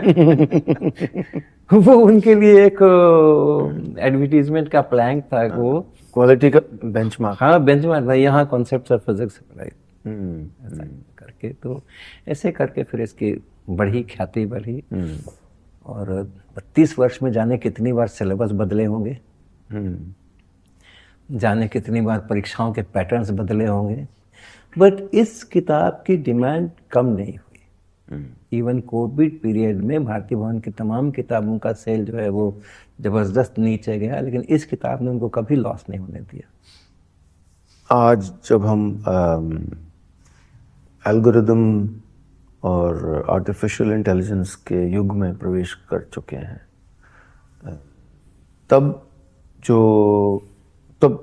कहाँ खड़ी है ये शिक्षा की सोच? सिर्फ किताब नहीं, ये सोच। ये कठिन प्रश्न है मेरे लिए, क्योंकि मेरे को इसका अनुभव नहीं है, है ना, मेरे को इसका अनुभव नहीं है। क्योंकि मैंने जिस समय में पीक चल रहा था मेरा, उस समय ये सब कुछ नहीं था, न गूगल था, न AI था, न ऑनलाइन का कोई ट्रांसमिशन का शिक्षा के अंदर में कुछ था। लेकिन मेरी चिंता ज़रूर है, और मेरी चिंता ये है कि ये इस प्रकार के रिसोर्सेज अवेलेबल होने से हमारे स्टूडेंट्स के सोचने की अपॉर्चुनिटीज़ न छिन जाएं। मैंने इस किताब का सोल्यूशन नहीं लिखा था कभी भी, आज भी नहीं लिखा। तो उसके पीछे मेरा क्या था, मैंने क्यों नहीं सॉल्यूशंस लिखा? मेरे पब्लिशर ने कहा था कि आप सॉल्यूशन लिख दो, तो आपकी रॉयल्टी भी बढ़ जाएगी, हमें भी प्रॉफिट बढ़ जाएगा, और बच्चों को भी आसानी हो जाएगी। आपके सवाल ऐसे हल नहीं होते हैं तो सॉल्यूशन रहेगा तो वो बच्चे हल कर लेंगे। मैं कहता था नहीं, मेरा उद्देश्य सवाल हल कराना नहीं है, मेरा उद्देश्य उनको थिंकिंग मोड में लाना है। वो सोचें, स्ट्रगल करें, एनालिसिस करें, फेल करें, फिर से दोबारा सोचें, तीसरी बार सोचें। वो जो एनालिटिक ब्रेन डेवलप करना है वो अपना शिक्षा का उद्देश्य होना चाहिए। इसका ये आंसर होता है, उसका ये आंसर होता है, ये क्या? लेकिन मुझे लगता है कि शिक्षकों की भूमिका और बढ़ गई है कि हम इसमें से भी उनको निकाल करके बाहर लेकर के आए। तो ये जो है कि मन में सवाल आया मेरे, तो वहां तक बहुत अच्छा, तुरंत बाद में लिखते हैं। मैंने गूगल पर बहुत खोजा, उत्तर नहीं मिला। आप बता दीजिए। फिर मैं उनको जवाब लिखता है कि गूगल में क्यों खोजा भैया, खुद से उत्तर बनाओ ना, इसके सारे बेसिक्स आपको पता है और आप अच्छे सोच रख रहे हो, आपके मन में सवाल उठाए, आपने अच्छी सोच रखी है, आप उत्तर मत ढूंढो, आप खुद से ट्राई आउट करो और आपने क्या सोचा वो मेरे को बताओ, फिर मैं उत्तर देता हूँ। तो फिर वो बच्चे दोबारा फिर लिखेंगे मुझको कि मैंने तो ऐसे ऐसे सोच रहा हूँ मैं, और अक्सर वो सही सोचते हैं। फिर मैं उनको वाहवाही देता हूँ कि आप एकदम सही सोच रहे हो, गूगल छोड़ो, आप ठीक सोच रहे हो। और अगर कुछ गलत सोच रहा होता है तो हम उसको बताते हैं कि इस जगह पर भैया ये गड़बड़ हो रही है, इसको ठीक कर लो। तो वो असिस्ट कर रहे हैं हम, लेकिन हम असिस्ट कर रहे हैं, हम उनके सोचने की प्रवृत्ति को किल नहीं कर सकते। तो ये सब थोड़ी समस्याएं हमें दिख रही हैं कि हावी हो सकती हैं। अब शिक्षक की ये जिम्मेदारी और बढ़ गई है कि बच्चों को उस ट्रैप में हम फंसने ना दें। अभी तक पहले ये समस्या नहीं थी, अब हमारी समस्या और बढ़ गई। और थोड़ा सोशल अवेयरनेस की भी ज़रूरत है कि भैया ये सब में मत फंसो और खुद से अपना दिमाग लगाओ। लेकिन मुझे लगता है कि कालांतर में एक इक्विलिब्रियम सिचुएशन आएगी और उसमें फिर से हमारे जो सोचने वाले लोग हैं वो फिर से अपनी भूमिका अच्छे प्रकार से रख पाएंगे और इसकी मदद लेंगे। स्ट्रेंथ है, टूल है, हाँ टूल है, लेकिन उस टूल को अपने अनुसार इस्तेमाल करना है, अपनी प्रगति के लिए इस्तेमाल करना। टूल आपको इस्तेमाल ना करें, उन्नति, हाँ टूल मुझे इस्तेमाल ना करें। आप दुनिया को जब देखते हैं तो क्या फिजिक्स के चश्मे से ही देखते हैं? जरूरत ही नहीं ना, चश्मा लगाने की जरूरत नहीं है, दुनिया में तो ऐसे ही दिख जाते हैं। दुनिया में ऐसे ही दिख जाते हैं ना। देखो बम्पी रोड्स होते हैं, अब कितनी फिजिक्स वहाँ हो रही है, आप कैसे बम्पी रोड्स की फिजिक्स बताइए। अरे बम्पी रोड की बहुत बढ़िया सी फिजिक्स है जी। बहुत चिकनी भी नहीं होनी चाहिए रोड, स्किड कर जाती है, किट कर जाता है। हमारे यहाँ वो एक गांव के स्कूल के बच्चे आए यहाँ पे, एकदम ठेठ देहात सरकारी स्कूल था, 30-35 बच्चे आ गए यहाँ पे। अब हमें कहा गया कि भाई इनके साथ में कुछ फिजिक्स करो। तो मैंने पूछा बच्चों से कि कैसे आए, किस वाहन से आए। तो बताया कि कानपुर के ही थे, देहात के थे। तो बताया कि उनकी शिक्षिका ने बताया कि ये सब बच्चे जो है ना, ये सब साधारणतः मजदूर और लेबर क्लास के लोगों का है। तो इनमें से 3-4 बच्चे हैं जिनके पिताजी ऑटो रिक्शा चलाते हैं। अच्छा। तो उन ऑटो रिक्शा पर चढ़ करके और आए, वो जो विक्रम जो रहते हैं, तो उसमें सब लद करके 3-4 विक्रम से ये लोग आए। अच्छा, तो मैंने उनको पूछा भाई कि अच्छा बताओ ये चलाने के लिए, ऑटो रिक्शा चलाने के लिए क्या क्या होना चाहिए। तो बड़े अच्छे मज़ेदार उत्तर आए, बहुत मज़ा आया। पेट्रोल होना चाहिए, गाड़ी में पेट्रोल होना चाहिए, किसी ने बताया कि टायर ठीक रहना चाहिए, फटा हुआ नहीं होना चाहिए, किसी ने कुछ बताया, फिर किसी ने कहा चलाने वाला होना चाहिए, ड्राइवर होना चाहिए, उसके बिना कैसे चलेगी, फिर चाबी होनी चाहिए। हाँ, बहुत सारे उत्तर आए। लेकिन मैं कहाँ लीड कर रहा था, अच्छा ये भी है, चलो ये भी है, अब चल जाएगा क्या, हाँ ये है, अब चल जाए, जरूर चल जाएगा क्या, ये भी है, अब चल जाएगा क्या, अब जरूर चल जाएगा क्या। तो सब कुछ है और फिर भी मैं पूछ रहा हूँ। तो फिर एक बच्चा कहता है सड़क भी होनी चाहिए। हमने कहा अच्छा सही बात है भाई, सड़क ही नहीं रहेगी तो चलाओगे कहाँ। तो हमने पूछा अच्छा कैसी सड़क होनी चाहिए। अब वो करके बता रहे, अच्छी सड़क होनी चाहिए, गड्ढे नहीं होने चाहिए, ये नहीं होना चाहिए, वो नहीं होना चाहिए। गड्ढे हो गए तो, और उस पर पानी भी पड़ गया तो बता रहे कि चक्का वहीं घूमेगा। हाँ, हमने पूछा चलाता कौन है, तो ड्राइवर चलाते हैं। अच्छा ड्राइवर चलाते हैं, ठीक है, कैसे चलाते हैं, चाबी लगा के चलाते हैं। अब वो हो गया कि अगर गड्ढा है उसमें पानी पड़ गया और चक्का घूमेगा, क्यों, ड्राइवर तो है, तो चला क्यों नहीं रहा है, ड्राइवर क्यों नहीं चला रहा है, इंजन भी चल रहा है, ढक ढक ढक ढक आवाज भी हो रही है, इंजन भी चल रहा है, ड्राइवर भी है, वो क्यों नहीं चल रही है, अब क्यों नहीं चल रही है। तो वहां से फिर वो अंत में निकल करके आया है कि सब कुछ ठीक है, लेकिन अंत में जो सड़क है वो चलाती है, वो फ्रिक्शन देती है, और उसके कारण से इंजन, उसको ऑटो चलता है। वो इंजन के कारण नहीं चलता, उसके कारण नहीं चलता। उन सब का काम है सड़क को गाइड करना कि मेरे पे थोड़ा फ्रिक्शन लगा दो आगे की तरफ। और ब्रेक लगाने से गाड़ी रुकती है, गलत बात है। कहाँ रुकती है ब्रेक लगाने से? अगर आपकी बढ़िया एकदम फर्स्ट क्लास चिकनी सड़क हो, बर्फ पानी वानी पड़ा हुआ हो, तो वो तो एकदम सर से फिसलती है, रुकती नहीं है। तो ये सब ब्रेक व्रेक लगाने का अंतिम उद्देश्य है कि सड़क को बोलो कि मेरे तरफ पीछे की तरफ फ्रिक्शन लगाओ। तो ये जो इस तरह की जो उनके जानी पहचानी घटनाएं, ऑटो ड्राइवर के बच्चे हैं तो ठीक है, उसी में बात करते हैं, वहीं से फिजिक्स निकाल के लाते हैं, तो वहीं से फिजिक्स निकाल करके लाएंगे। तो हमारे फिजिक्स में एक बहुत हमें सहूलियत है, फिजिक्स वालों को, फिजिक्स के शिक्षकों को एक बहुत बड़ी सहूलियत है कि मेरे लिए एक रेडीमेड प्रकृति ने इतनी बड़ी लेबोरेटरी बना के रखी हुई है। सब कुछ हो रहा है, सब कुछ हो रहा है।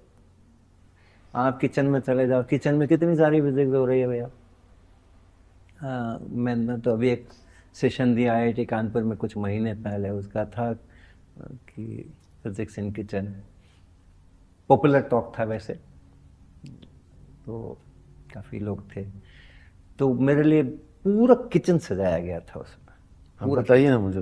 पूरा किचन सजाया। हाँ, ये तो बहुत रोचक है। हाँ, LPG सिलेंडर है, अच्छा, गैस स्टोव है, प्रेशर कुकर है, फ्राइंग का पैन है, चकला बेलन है, सिलबट्टा है, तरह तरह के गिलास, कटोरियाँ है, चम्मच है, चाकू है काटना, फिर सब्जियां हैं, आलू है, प्याज है, ये है, टमाटर है, तमाम पूरा किचन समझाया।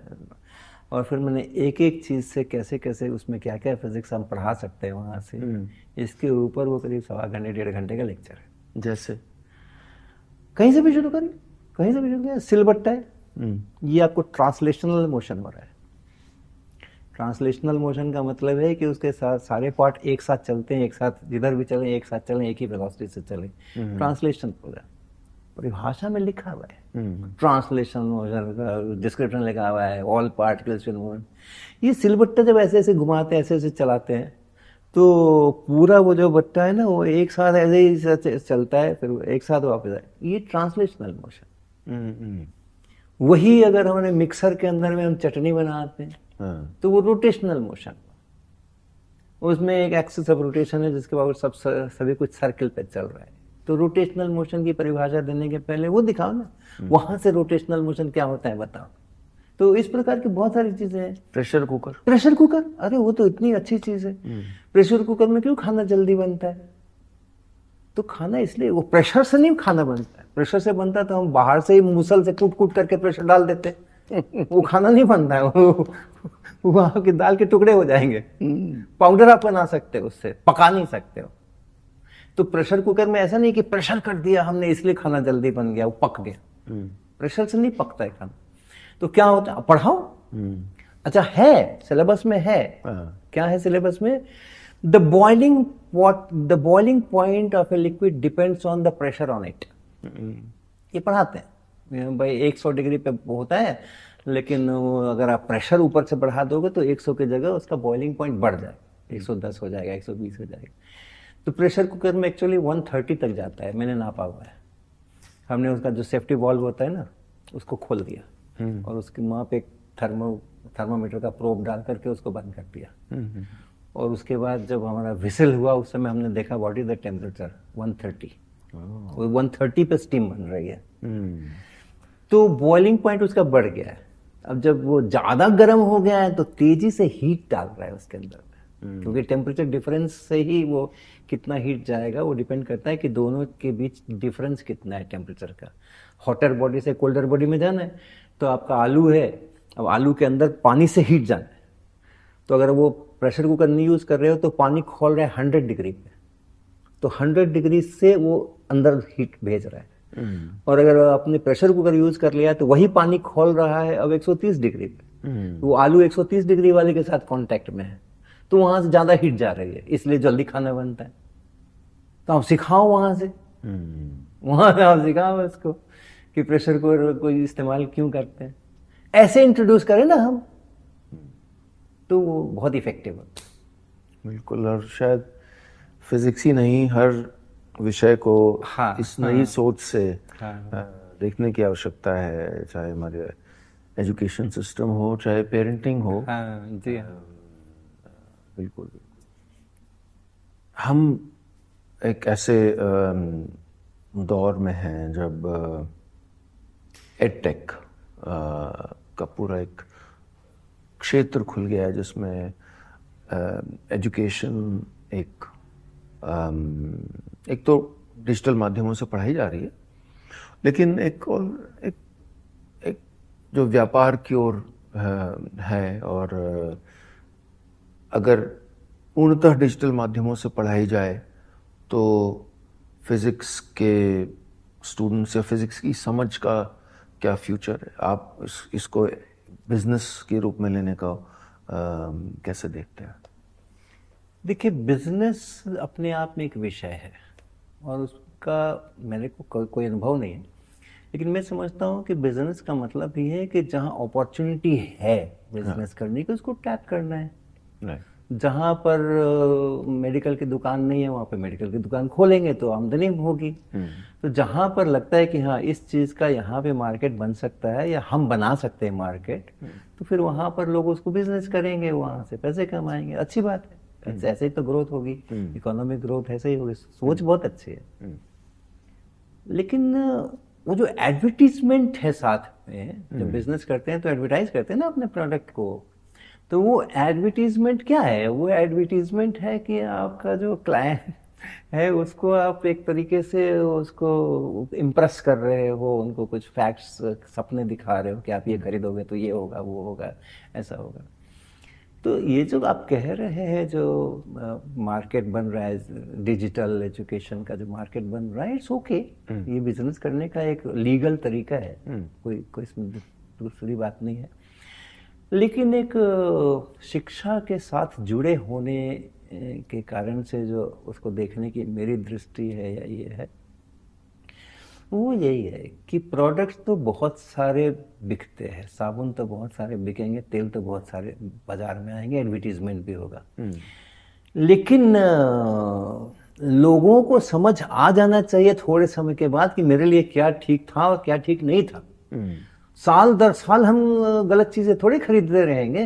जो चीजें हमारे स्वास्थ्य को नुकसान कर रही है, हमारे शरीर को, वो वाला तेल हम नहीं लगाएंगे ना, वो वाले साबुन हम नहीं इस्तेमाल करेंगे ना। 2-4 बार एडवर्टीजमेंट से हम प्रेरित होकर के और उसको कर सकते हैं, लेकिन लंबे समय तक नहीं करने वाले हैं। और एक जनरेशन्स में सोचिए तो लोग बता देंगे कि ये तो बेकार चीज है। फिर वो लोग कुछ और लेकर के आ जाएंगे, वो अलग बात है। वो लगातार हमें भ्रमित करते रहेंगे, वो अलग बात है। लेकिन ऐसा उसी प्रकार से यहाँ भी ये जो इतने प्रकार के परोसे जा रहे हैं डिजिटल एजुकेशन, तो अब उसके परिणाम और कुपरिणाम जब सामने आएंगे तो लोग डिसाइड करेंगे कि क्या सरवाइव करेगा और क्या सरवाइव नहीं करेगा। डिजिटल के अपने बहुत बड़े बड़े फायदे हैं, अपार्ट फ्रॉम कि आप रीच कर सकते हो बहुत सारी जगहों के, बहुत सारे विद्यार्थियों के ऊपर स्केल है। हाँ, उसके मेरा स्केल कर सकते हो। अपार्ट फ्रॉम दैट, मैंने ऑनलाइन कोर्स जब 2017 में मेरा वहाँ से सेवानिवृत्ति हो रही थी आईआईटी कानपुर से, तो मैंने उनको कहा कि भाई हमें सिखाओ ये क्या होते हैं ऑनलाइन कोर्सेज, अभी तक हमने कभी किए नहीं थे। उस समय ज़्यादा समय हुआ भी नहीं था ये ज़्यादा चले हुए भारत में।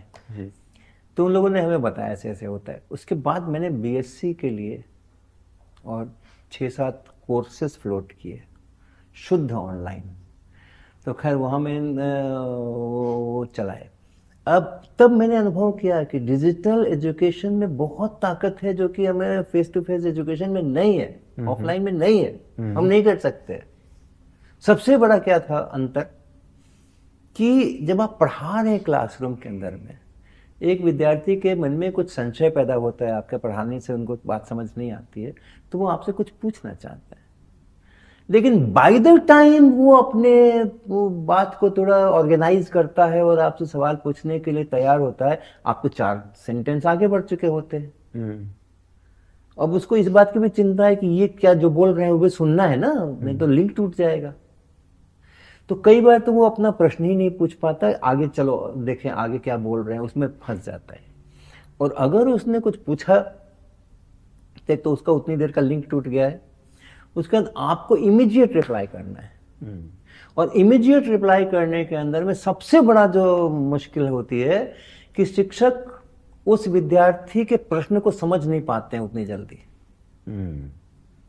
क्योंकि वो विद्यार्थी ने कोई ओरेशन के अंदर उतनी महारत हासिल नहीं की हुई है कि जो उसके मन में है उसको व्यक्त करने के लिए सही वाक्यों का चयन करना और सही ढंग से उसको प्रेजेंट करना कि सामने वाले को समझ में आ जाए, वो भी तुरंत इंस्टेंटली, उसको वक्त भी नहीं दे रहे हैं हम। तो अक्सर क्या होता है कि शिक्षक जो है उनको कुछ और समझ में आता है और विद्यार्थी कुछ और पूछ रहा होता है। ऑफलाइन जब मैंने इसका ऑनलाइन जब मैंने कोर्स दिया तो मुझे तो बहुत मजा आ गया, क्योंकि हमने लेक्चर दे दिया, उस समय किसी से वार्ता नहीं हो रही है, लेकिन मेरी आदत पड़ चुकी है कि जब मैं किताब लिखता था तो स्टूडेंट फिर भी मेरे सामने बैठा होता था उस कमरे में।